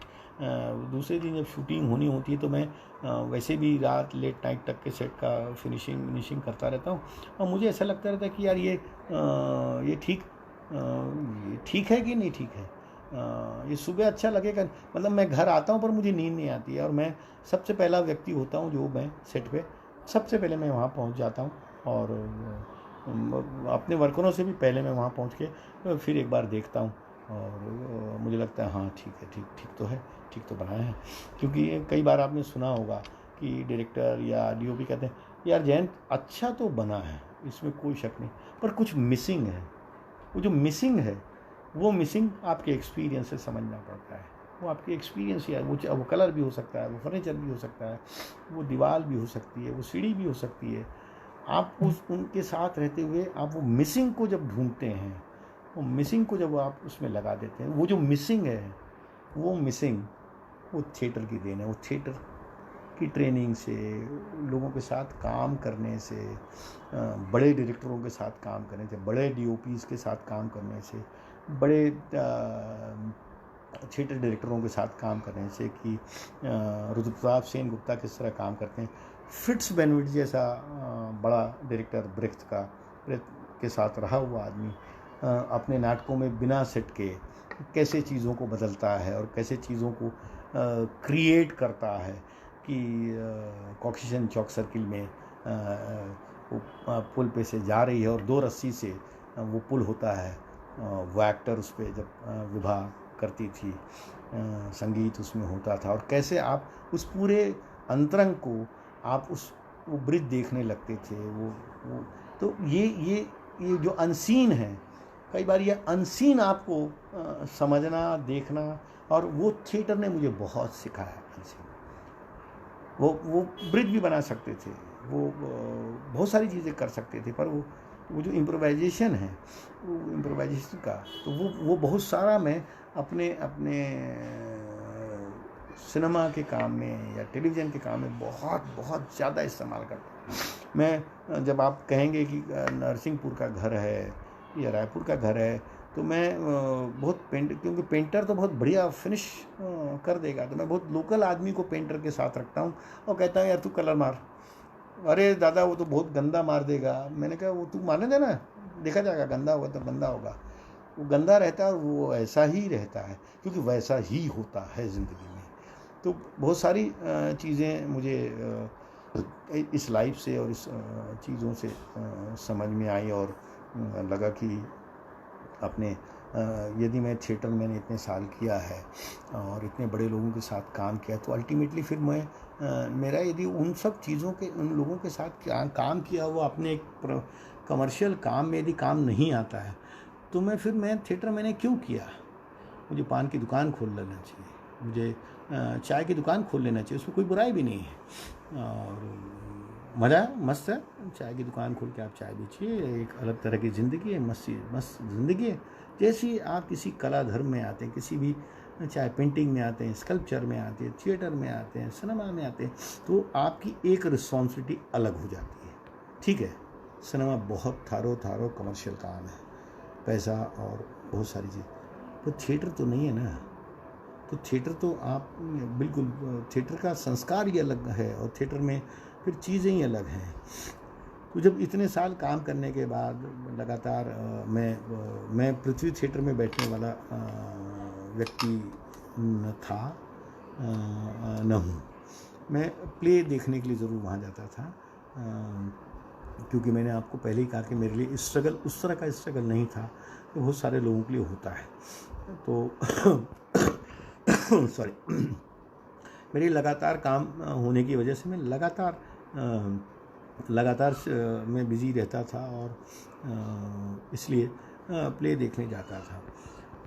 बहुत दिनों बाद मुझे ऐसा लगने लग गया, पिछले 5-6 सालों से मुझे ऐसे लगने लग गया कि मुझे थोड़ा बहुत लोग जानने लग गए, मेरे काम को थोड़ा जानने लग गए हैं।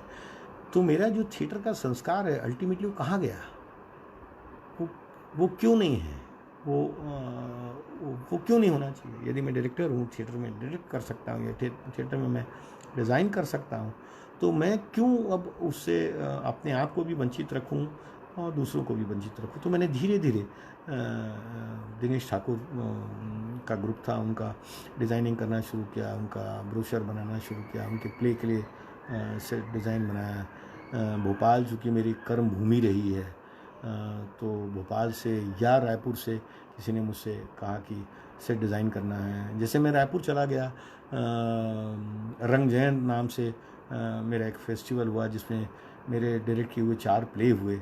मुझे बहुत अच्छा लगा कि मेरे जन्मभूमि में मेरे डायरेक्ट किए हुए 4 नाटक, जिसमें से एक नाटक मैंने वहीं तैयार किया था, वो शिवाजी सावंत का मृत्युंजय था।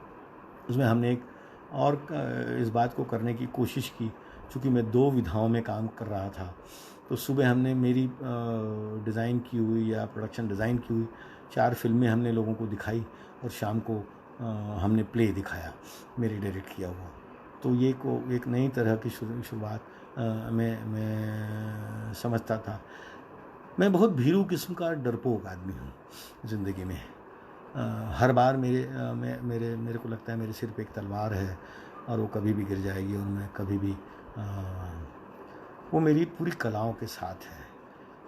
वो चाहे मैं थिएटर करता हूँ, चाहे मैं सिनेमा करता हूँ, चाहे मेरा अपना व्यक्तिगत जीवन हो। मैं बहुत डरता हूँ, भीरू किस्म का आदमी हूँ। यूँ कहूँ कि मैं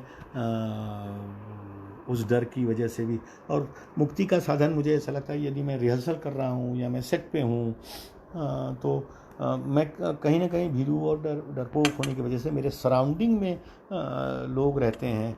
मतलब मैं इतना डरा कई बार कि मैंने आपको फ़ोन किया और आपने मेरा 4 बार फ़ोन नहीं उठाया, तो मुझे बहुत डर लगने लगता है कि क्यों नहीं उठाया, क्या प्रॉब्लम है, क्या दिक्कत है, क्यों नहीं बात कर रहे हैं। मतलब ये मेरी एक मालूम नहीं इनर कुछ है, जो मुझे बहुत डर आता है वो। और मालूम नहीं, पर मैं जब मैं थिएटर डायरेक्ट कर रहा होता हूँ या मैं सिनेमा का कुछ काम कर रहा होता हूँ या सेट लगा रहा होता हूँ, तो मेरे सराउंडिंग में थिएटर में तो 10-12 लोग होते हैं, पर सिनेमा में 100, 200, 250, 300 लोग लगातार मेरे साथ काम करते हैं, सुबह 9 बजे से लेकर रात को 9 बजे तक। तो वहाँ भी मैं अपने आप को थोड़ा सेफ महसूस करता हूँ। इसलिए एकांत मेरे लिए सदा आत्महंता है, एकांत मेरे लिए सदा सुसाइडल है।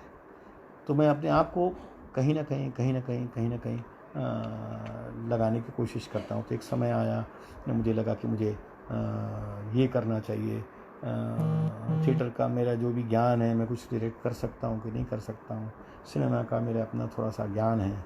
तो मैंने भोपाल में मेरी एक पुरानी संस्था थी और भोपाल के सारे मित्रों के साथ, सारे थिएटर के दोस्तों के साथ मैंने कुछ वहाँ प्ले करना शुरू किया। आलोक ने सहयोग दिया, बहुत सारे थिएटर के एक्ट्रेस, एक्टर, इन सब ने मुझ पर विश्वास किया और मुझे बहुत मज़ा आता है, मुझे बहुत मज़ा आता है। और मैं बहुत एक दूसरी तरह की आत्मिक शांति का को महसूस करता हूँ। मुझे मैं ये नहीं कहता कि मैं एक पुस्तक पढ़ूँगा तो मुझे नहीं हो पाता, मुझसे नहीं होता। मैं काम कर रहा होता हूँ तो मुझे बहुत एनर्जी मिलती है, मैं बहुत सुखी, अपने आप को बड़ा कंफर्ट महसूस करता हूँ और मैं अपने आप को सुरक्षित महसूस करता हूँ। मतलब अभी राकेश सिमाल ने एक बहुत बड़ी सीरीज़ चलाई थी और मैं उसको पढ़ता भी था। राकेश मेरे बहुत पुराने दोस्त हैं और उन्होंने बहुत बार मुझसे कहा कि जैन तू लिख दे। मैंने उसको हाँ आज लिख दूँगा, कल लिख दूँगा, परसों लिख दूँगा, पर मैं वो लिख नहीं पाया। मैंने 2-3 पेज लिखे और मैंने उसको फाड़ दिया। मालूम नहीं मेरे घर में कहाँ होंगे। मैं वो एक्सप्रेस ही नहीं कर पाया क्योंकि मैं दोनों तरह से अजीब से, मालूम नहीं ये ठीक है गलत है, भगवान जाने, कि मैं पूरी भीड़ में रह के भी अकेला हो जाता हूँ, 100 आदमी की भीड़ में भी अकेला हो जाता हूँ और अकेले में तो अकेला हो ही जाता हूँ। अकेलापन मुझे डराता है। तो इसलिए ऐसे तो मैं जब भी ऐसा महसूस होता रहा है तो मैं प्ले करने चला गया हूँ। या मैं अभी यदि लॉकडाउन की बात करें तो मैं सोसाइटी का अकेला आदमी हूँ जो मैं लॉकडाउन में भी बाहर निकल जाता था, चला जाता था। मैं लॉकडाउन में बिटिया का स्कूटर उठा के अंधेरी कहीं घूम आया।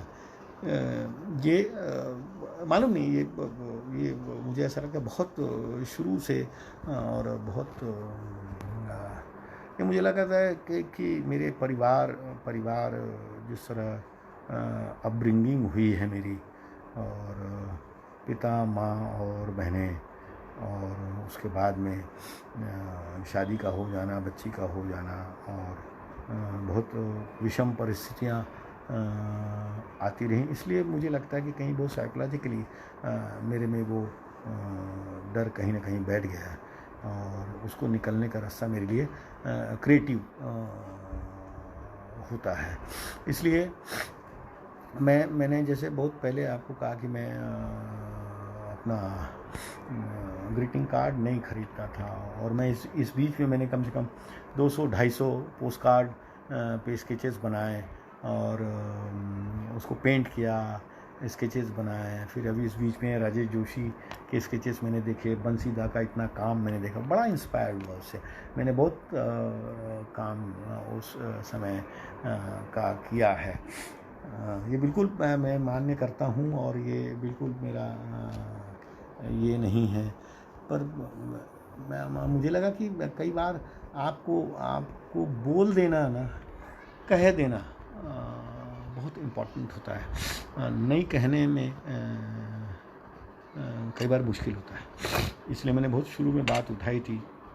ये मेरे पास 2,500 से 3,000 नंबर हैं, सब मुझे जानते हैं, मेरे चेहरे से परिचित हैं, मेरे व्यवहार से परिचित हैं।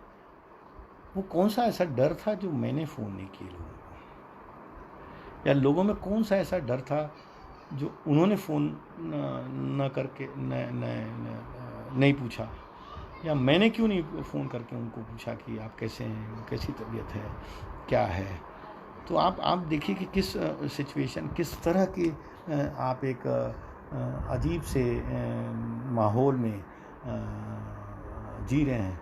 और 3 महीने में आप, मतलब मुझे ये कोई मालूम नहीं, हो सकता है किसी के साथ ऐसा हो, पर मेरे साथ ऐसा नहीं हुआ। मैंने बहुत पढ़ने की कोशिश की, नहीं पढ़ पाया।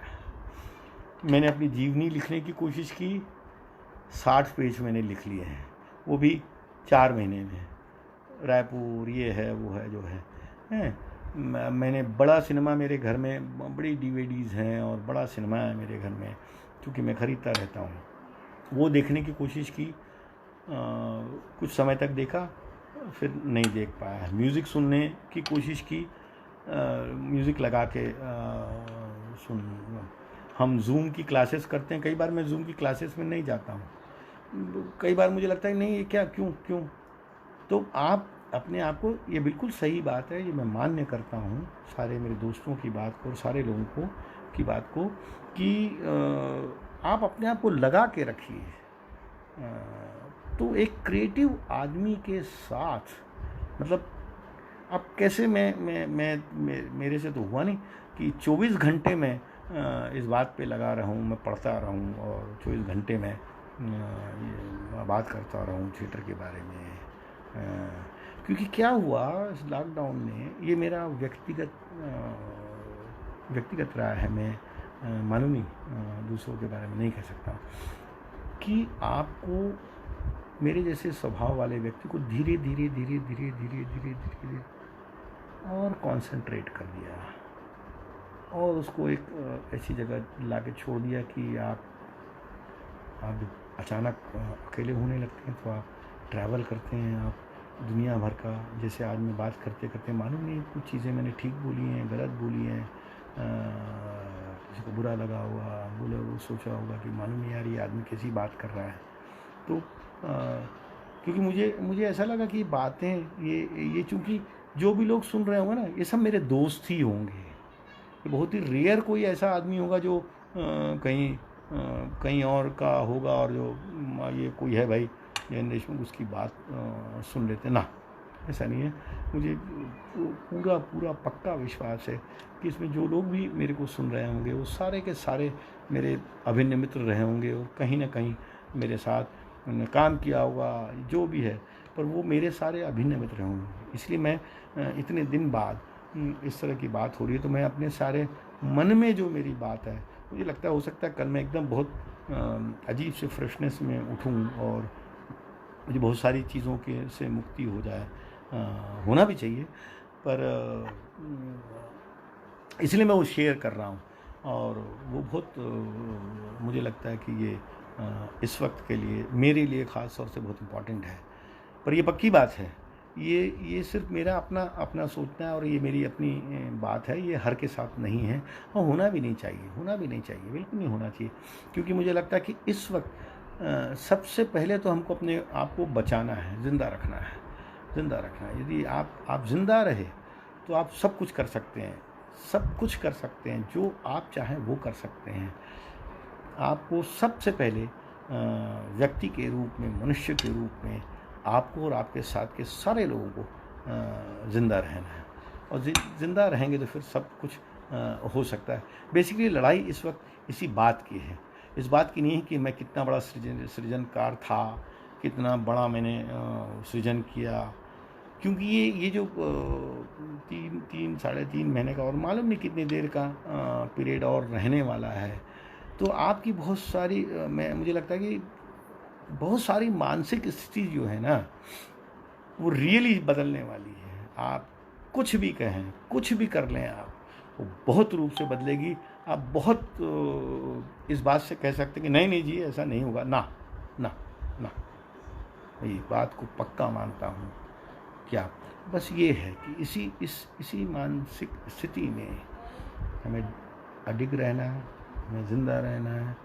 बाद में हम सब क्रिएट कर सकते हैं। सहारा हमारे पास बहुत लिमिटेड है। उस लिमिटेड सहारे से हम अपने आप को कैसे ज़िंदा रखते हैं, यही हमारी इस वक्त की सबसे बड़ी मुझे लगता है कला है। मुझे लगता है कि ये सबसे इम्पॉर्टेंट भी चीज़ है, क्योंकि आप ये देख रहे हैं, आपके सामने आप ये देख रहे हैं कि इस दौर में जो एक्टर्स हैं, फिल्म के एक्टर्स हैं, कि किस तरह की चीज़ें हो रही हैं। उसका कारण है कहीं ना कहीं ये अकेलापन हो जाना है, और लगातार इसका दबाव आप पे हो जाना है। एक मिनट, विजय का एक मैसेज है पढ़ता। महामारी के दौर में एक्टर और फिल्म और रंगमंच से जुड़े लोगों को नेचुरली फिल्म और थिएटर के लोगों को सदा पॉजिटिव रहना है। दिस माई ये मेरा डर है। उस डर को मैं चूँकि अपने परिवार में बात कर रहा हूँ, पर ये इस बात का मैं सदा सपोर्ट करूँगा, और सदा मैं इस बात को बहुत तीव्रता से और बहुत इसके साथ कहूँगा कि ऐसे वक्त में यही वक्त है जब आप अपने आप को टेस्ट कर रहे होते हैं।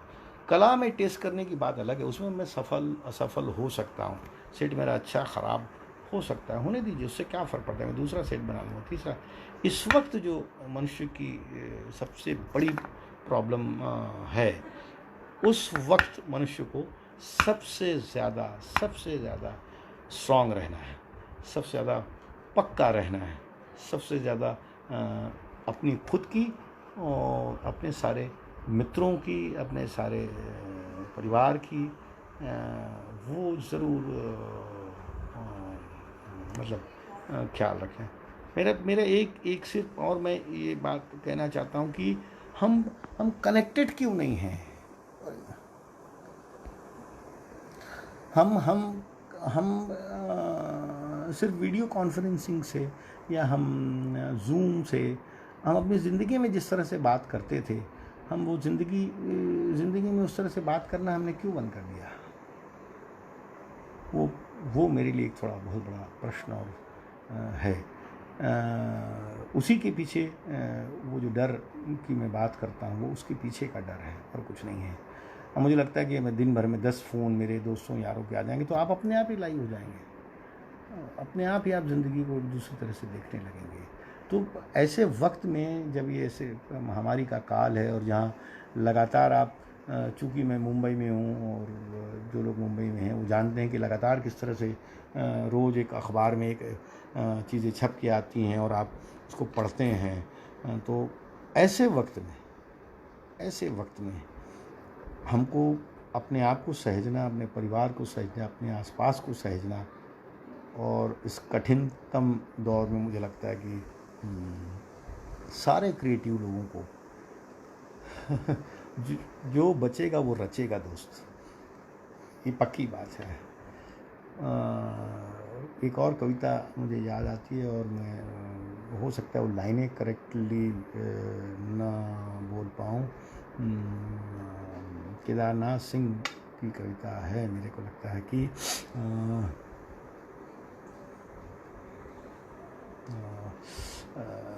याद आ जाएगी, बोलते हुए याद आ जाएगी। मनुष्य के साहस से कोई बड़ा नहीं, वो ही हारा जो लड़ा नहीं।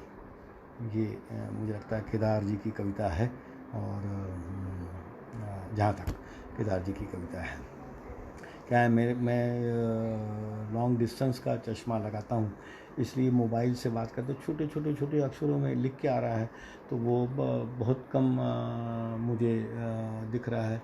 देव फौजदार, प्रियेश पाल, गीतांजलि, विजय, बहुत सारे ऐसे लोगों के नाम मैं पढ़ भी रहा हूँ, नहीं भी पढ़ रहा हूँ। अब वो क्या लिख रहे हैं वो मेरे को अभी बिल्कुल समझ में नहीं आ रहा है। आपसे सब से कनेक्ट है।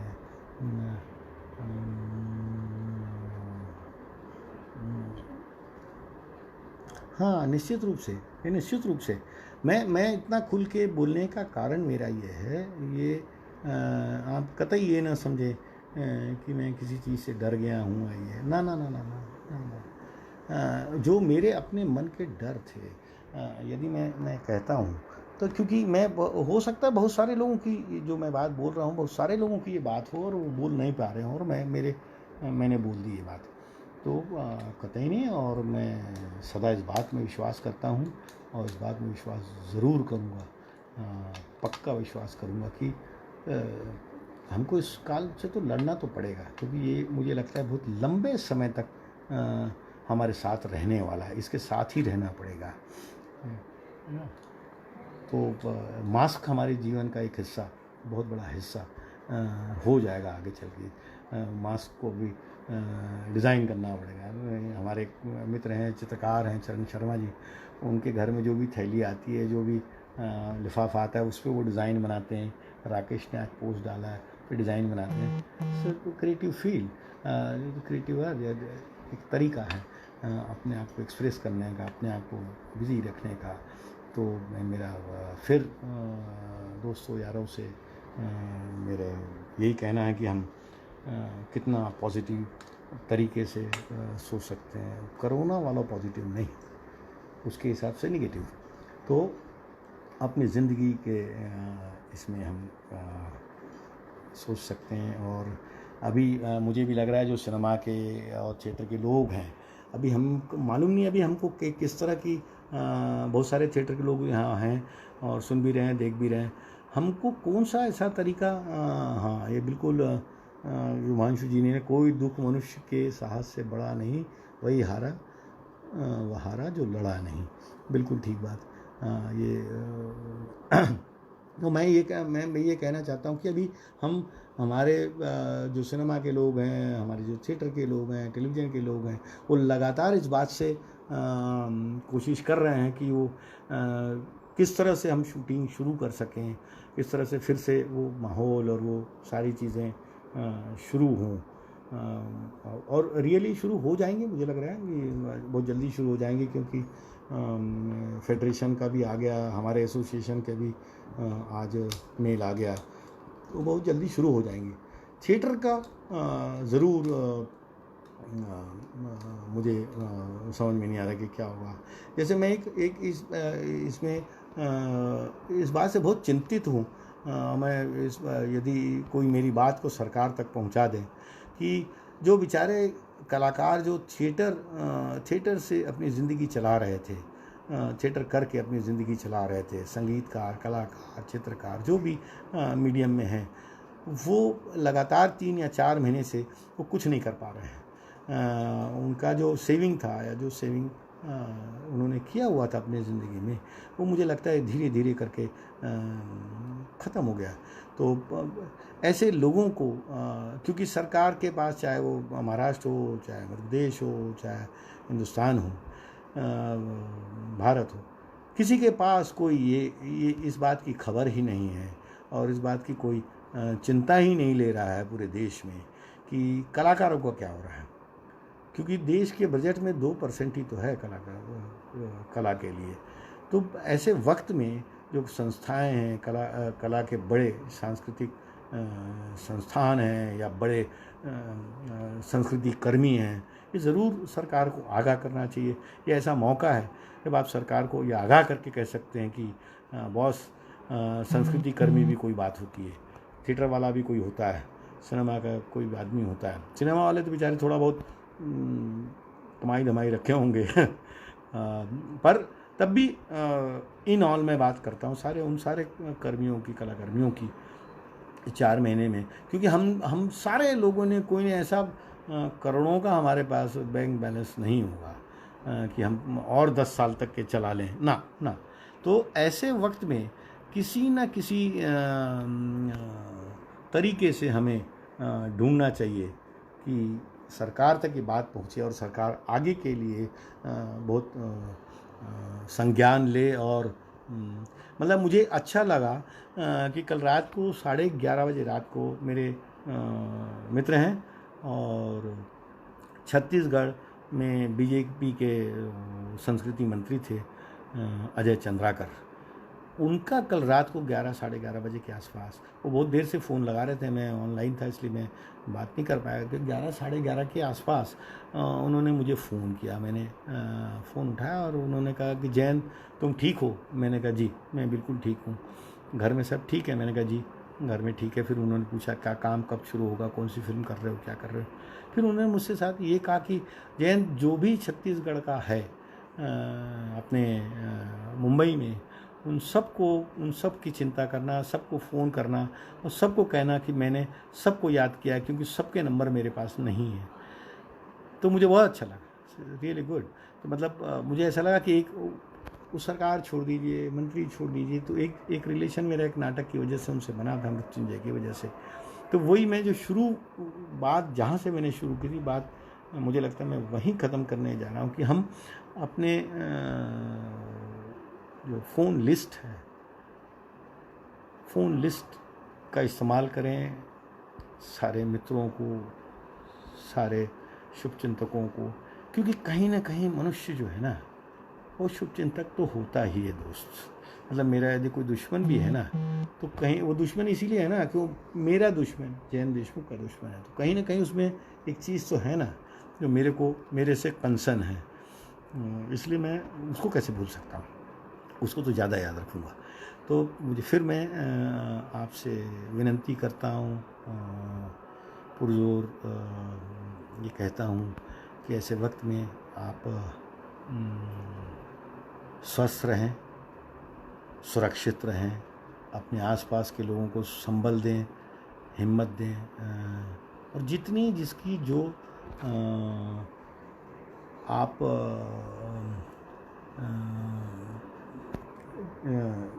जितनी आपसे मदद हो सकती है किसी की किसी भी लेवल पे, वो ज़रूर करनी चाहिए। मुझे ये मेरा व्यक्तिगत राय है मेरी, और मैंने मालूम नहीं अपनी यात्रा के दौरान मैंने ठीक बोला नहीं बोला, क्योंकि मैं आतुकांत आदमी हूँ और मेरा इधर का रोड़ा उधर और इधर का इधर जोड़ता रहता हूँ। और ये आप मेरे रियली सेट में भी ये बात देखेंगे कि इधर का कुछ है जो पेड़ जिधर से जाना चाहिए उधर से नहीं हो सकता, किसी दूसरी जगह से पेड़ हो जाता है। सीढ़ी जहाँ से आनी है वहाँ से नॉर्मली लगता है कि सीढ़ी यहाँ से होनी चाहिए, तो सीढ़ी वहाँ से ना होकर कहीं दूसरी जगह से आती है। तो ये मुझे लगता है कि ये कहीं ना कहीं आइडेंटिटी भी बनाता है। और जैसे मेरे हर फिल्म के और टेलीविज़न के सेट पे मैं पेड़ ज़रूर लगाता हूँ, तो मेरा नाम भी नहीं है टेलीविज़न पे, तो वो पेड़ को और उसको देख के ही लोग कहते हैं अरे यार जयंत मेरा पेड़ है ना घर के अंदर आंगन में या ड्राइंग रूम में बड़ा सा पेड़ है ना, हाँ जयंत का होगा। तो ये आदमी जब काम कर रहा होता है तो धीरे धीरे अपनी एक कोई आइडेंटिटी या अपनी कोई एक ऐसी पहचान बनाना चाहता है कि उसका काम देखते ही लगे कि हाँ ऐसा काम है। और मैं इस वक्त अपने सारे फिल्म के दोस्तों, इवन थिएटर के दोस्तों से खुश हूँ कि काम धीरे से शुरू होने जा रहा है। और थिएटर में भी मुझे लगता है कि सोशल डिस्टेंसिंग और ये चीज़ें तो हैं ही, उसका आपको कड़ाई से पालन करना ही पड़ेगा। वो हमारे सिनेमा में भी है, ऐसा नहीं कि सिर्फ थिएटर में है। पर हम क्या कर सकते हैं एक दूसरे के लिए, एक दूसरे की समझ के लिए, एक दूसरे के लिए, वो ज़रूर मुझे लगता है कि हमें वैसा काम या वैसी चीज़ें करनी चाहिए। और फिर मैं आपको फिर से मैं सारे गुरुजनों को जो मुझे सुन रहे हैं, मालूम नहीं मैंने ठीक बोला गलत बोला, कि मैंने ऐसी सब बातें ऐसे क्यों कह दी अपने बारे में, मालूम नहीं, मुझे लगा कह देनी चाहिए और मैंने कह दी। मुझे लगता है कि कह देने से बहुत सारी चीज़ें ठीक हो जाती हैं, तो मुझे लगा कि कह देनी चाहिए, इसलिए मैंने कह दिया। तो किसी को बुरा लगा हो, किसी को ऐसा लगा हो कि मैं बहुत नेगेटिविटी मेरे में भरी हुई है, तो ऐसा कोई मैं नेगेटिव आदमी हूँ नहीं, नेगेटिविटी मुझ में है नहीं, और मैं सदा लोगों के साथ रहने वाला आदमी हूँ। सराउंडिंग लगातार सदा मेरे साथ लोग मेरे साथ रहते हैं। और फिर एक बार उन सारे दोस्तों का जिन्होंने मेरे बचपन से लेके आज तक आगे तक मेरे को खड़ा करने में अपना पैसा लगाया, अपनी इज़्ज़त दांव पे लगाई और मुझे यहाँ तक पहुँचाने में बहुत मदद की है। मैं उनका बहुत दिली आभार प्रकट करता हूँ और मैं उनको बहुत कहना चाहिए कि मैं बहुत उनको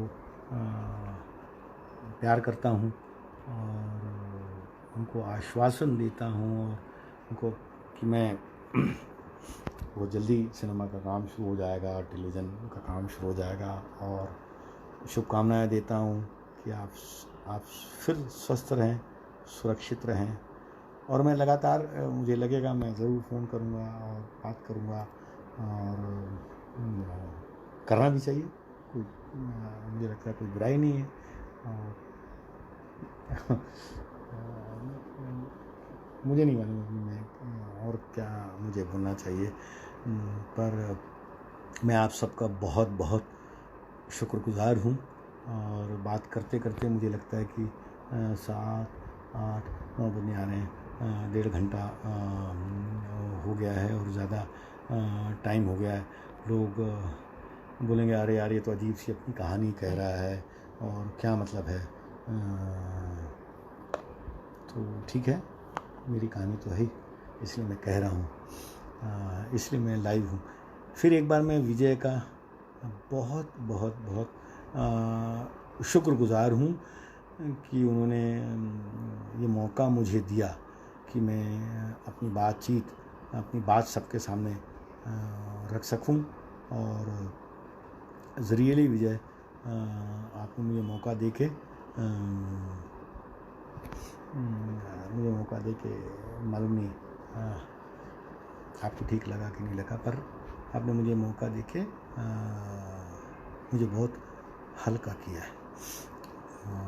मैं पुनः आपका, मेरे उन सारे मित्रों का जो मुझे देख रहे हैं, सुन रहे हैं, बहुत गहरे दिल से शुक्रिया अदा करता हूँ, नतमस्तक करता हूँ उनके सामने में, और चाहता हूँ कि आप सदा सुरक्षित रहें, मजबूत रहें और स्वस्थ रहें।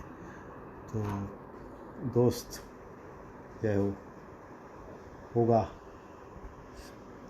चलिए मैं आप सबसे विदा लेता हूँ और फिर कभी फिर मिलते हैं, बीच में मिलेंगे। विजय की बात पढ़ लेता हूँ।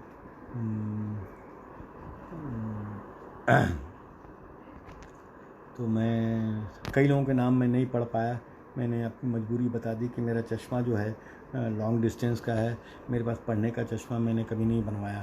और इतने छोटे छोटे मैंने बहुत कोशिश की कि मेरे लैपटॉप पे, मेरी बिटिया ने बहुत देर तक कोशिश की कि लैपटॉप पे वो खुल जाए और मैं आप लोगों से बात कर सकूं, पर वो मजबूरी में वहाँ खुला नहीं और मुझे मोबाइल से ही आपसे बात करना पड़ा। तो जय हो, मस्त रहो, मस्ती में सुरक्षित रहो, ठीक है।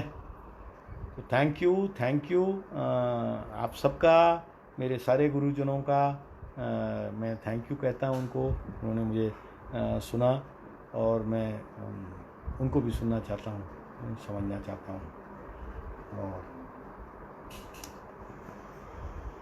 Thank you.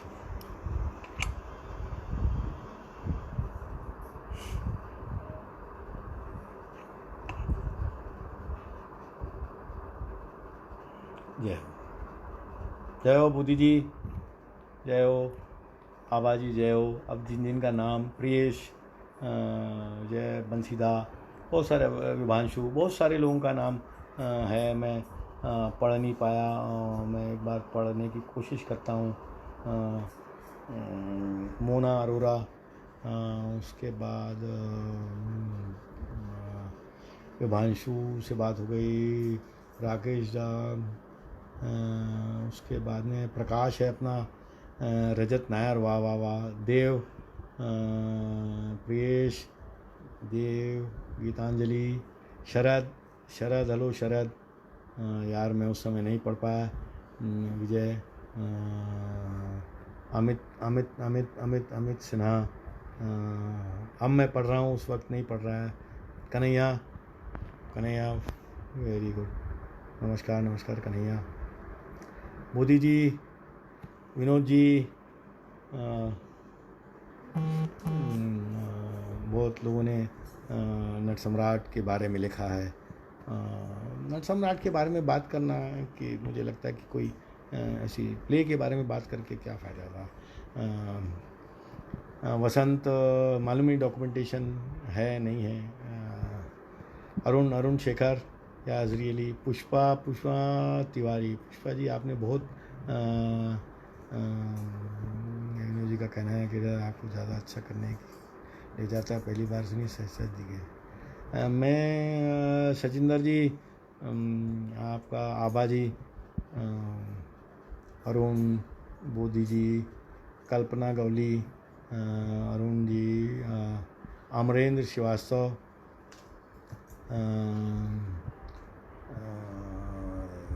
Santosh Mishra, Modi, Pushpa ji, Shekhar Shukla ji, Vinod ji, Akhilesh Jain, thank you दोस्त, थैंक यू। प्रियेश, दिनेश, पुष्पा जी, पल्लवी, बस पल्लवी,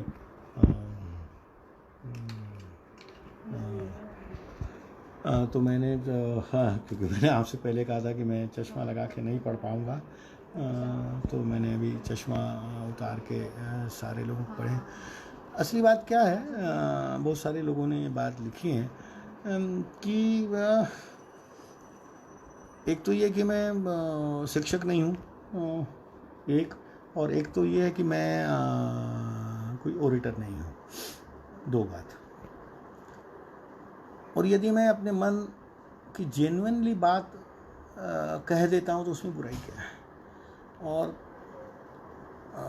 ठीक है, मैं पढ़ता हूँ, कविता पढ़ता हूँ, मैं उपन्यास पढ़ता हूँ, थिएटर पढ़ता हूँ, पर अपनी बात को कहने के लिए मेरे पास यदि सरल शब्द हैं तो मुझे किसी बहुत कठिन और वजनदार शब्दों की या किसी बहुत ज़्यादा सूक्तियों की बेसिकली ज़रूरत नहीं है।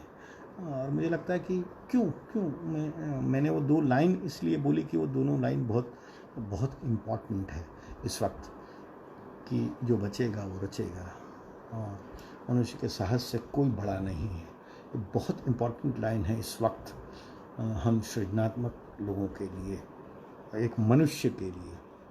इसलिए मैंने दो बड़े कवियों की कविताओं की दो लाइन मैंने बोली। नहीं तो जितना आदमी सहज हो, मुझे लगता है कि जैसे मैं कई बार थिएटर की बातचीत में कहता हूँ कि नाटक इतना सरल है, जो लिखा गया था आपने उसको करके क्लिष्ट कर दिया। क्यों भाई? एक नाटक देखने एक व्यक्ति आता है पैसा दे के, तो वो आप एक सरल नाटक को सरल तरीके से समझा दीजिए ना कि उसमें बुराई क्या है। तो आप उसको इतना क्लिष्ट, इतना प्रतीकवादी या इतना उसको सजा धजा ऐसा कर देते हैं कि वो नाटक की पूरी आत्मा मर जाती है और वो नाटक कुछ और अलग हो जाता है। तो क्यों? एक सरल नाटक है या बहुत कठिन नाटक है, तो उसको सरल तरीके से कहने की कला क्यों नहीं आती हमें? सरल तरीके से क्यों नहीं कह सकते हम हैं? कोई ज़रूरी है कि आप उसको बहुत प्रतीकात्मक, या ठीक है, किसी नाटक में इस बात की बहुत ज़रूरत हो सकती है और वो होना भी चाहिए, उसमें कोई बुराई भी नहीं है। पर नाटक तो मतलब ये ऐसी चीज़ें हैं ना कि उसको सरल कर लें तो मुझे लगता है और अच्छा होगा और बहुत सारे लोगों को समझ में आएंगी। और मतलब नाटक से डराइए मत ना, नाटक की प्रस्तुति से। बार बार हम रोना रोते हैं, हिंदी पट्टी में दर्शक नहीं है, हिंदी पट्टी में दर्शक नहीं है, हिंदी में नाटक नहीं है। अरे जो है भाई, जिसको आप करते हो उसको सरल कर दो, उसको ग्राह्य कर दो, उसको हर कुछ समझने दो। सब कहानियाँ सरल हैं, शेक्सपियर की कहानियाँ सरल कहानियाँ हैं। वो उसको आप कहानी की तरह पढ़ लीजिए तो इतना सरल है कि आप उसको क्लिष्ट करने की क्या ज़रूरत है। ब्रेख्त को पढ़ लीजिए, वो बहुत सरल है। एक इंसाफ का घेरा, एक दो लोगों की कहानी, एक बच्चा है बीच में, चीनी कथा भी है, भारत में भी ये कथा है। बहुत सारे ऐसे नाटक हैं जो बहुत सरल हैं। आइंस्टीन पर जो या गैलीलियो पर प्ले होगा तो थोड़ा हो सकता है वो उसमें एक विचार और उसमें एक विचारधारा या पर यह है कि हम सिर्फ नाटक वालों के लिए नाटक नहीं करते हैं ना, हम दर्शकों के लिए नाटक करते हैं, ये सदा याद रखिए। और बहुत सारे लोगों ने हर बार कहा है कि जब हम अभिनेता की ट्रेनिंग करते हैं, हम डायरेक्टर, तो एक डायरेक्टर नाटक को बनाते समय मराठी में बिठाते हैं, बोलते हैं नाटक को बिठाते हैं, करने के समय, तैयार करने के समय दर्शकों को दिमाग में क्यों नहीं रखता। वो अपने नाटक में यदि किसी ने कुछ कह दिया या नाटक अच्छा नहीं लगा, अरे यार आजकल के दर्शकों तो कुछ आता ही नहीं। ना ना ना ना ना ना ना, दर्शकों को सब आता है, हमको नहीं आता है। क्योंकि हम जब अपना नाटक बना रहे हैं, डायरेक्ट कर रहे हैं, बिठा रहे हैं, तो हमने दर्शक को कभी अपने दिमाग में ही नहीं रखा। ये बहुत सारे थिएटर के डायरेक्टरों की प्रॉब्लम है कि वो दर्शक को दिमाग में क्यों नहीं रखते कि मैं नाटक ऐसे बनाऊं कि मुंबई के रवींद्र नाट्यगृह में हो, सीधी में हो, वो रायपुर में हो, वो भोपाल के रविंद्र भवन में हो, या और कहीं हो, एडनबरा में हो, तो एक ही लेवल पे क्यों नहीं हर आदमी उसको अपने लेवल पे उसका तर्क वितर्क वो सब निकालेगा, पर सरलता से समझ क्यों नहीं सकता। मतलब आप मुझे कई बार ऐसा लगता है, और मुझे कई बार ये लगता है कि हम उसको क्लिष्ट बनाने लग जाते हैं, हम उसको सरल नहीं बनाते। तो हमें, मुझे लगता है कि नाटक को बहुत सरलता से करने की ज़रूरत है और बहुत अच्छे से करने की ज़रूरत है, सरल बना के। तो ये एक ऐसी बात दिमाग में आई थी और वो तो मैंने आपसे शेयर कर ली ये बात। और बस फिर तो विजय, अब मैं और रुखसत करता हूँ और फिर से एक बार विनंती करता हूँ कि सब सुरक्षित रहें, स्वस्थ रहें, आसपास से स्वस्थ रहें। Thank you.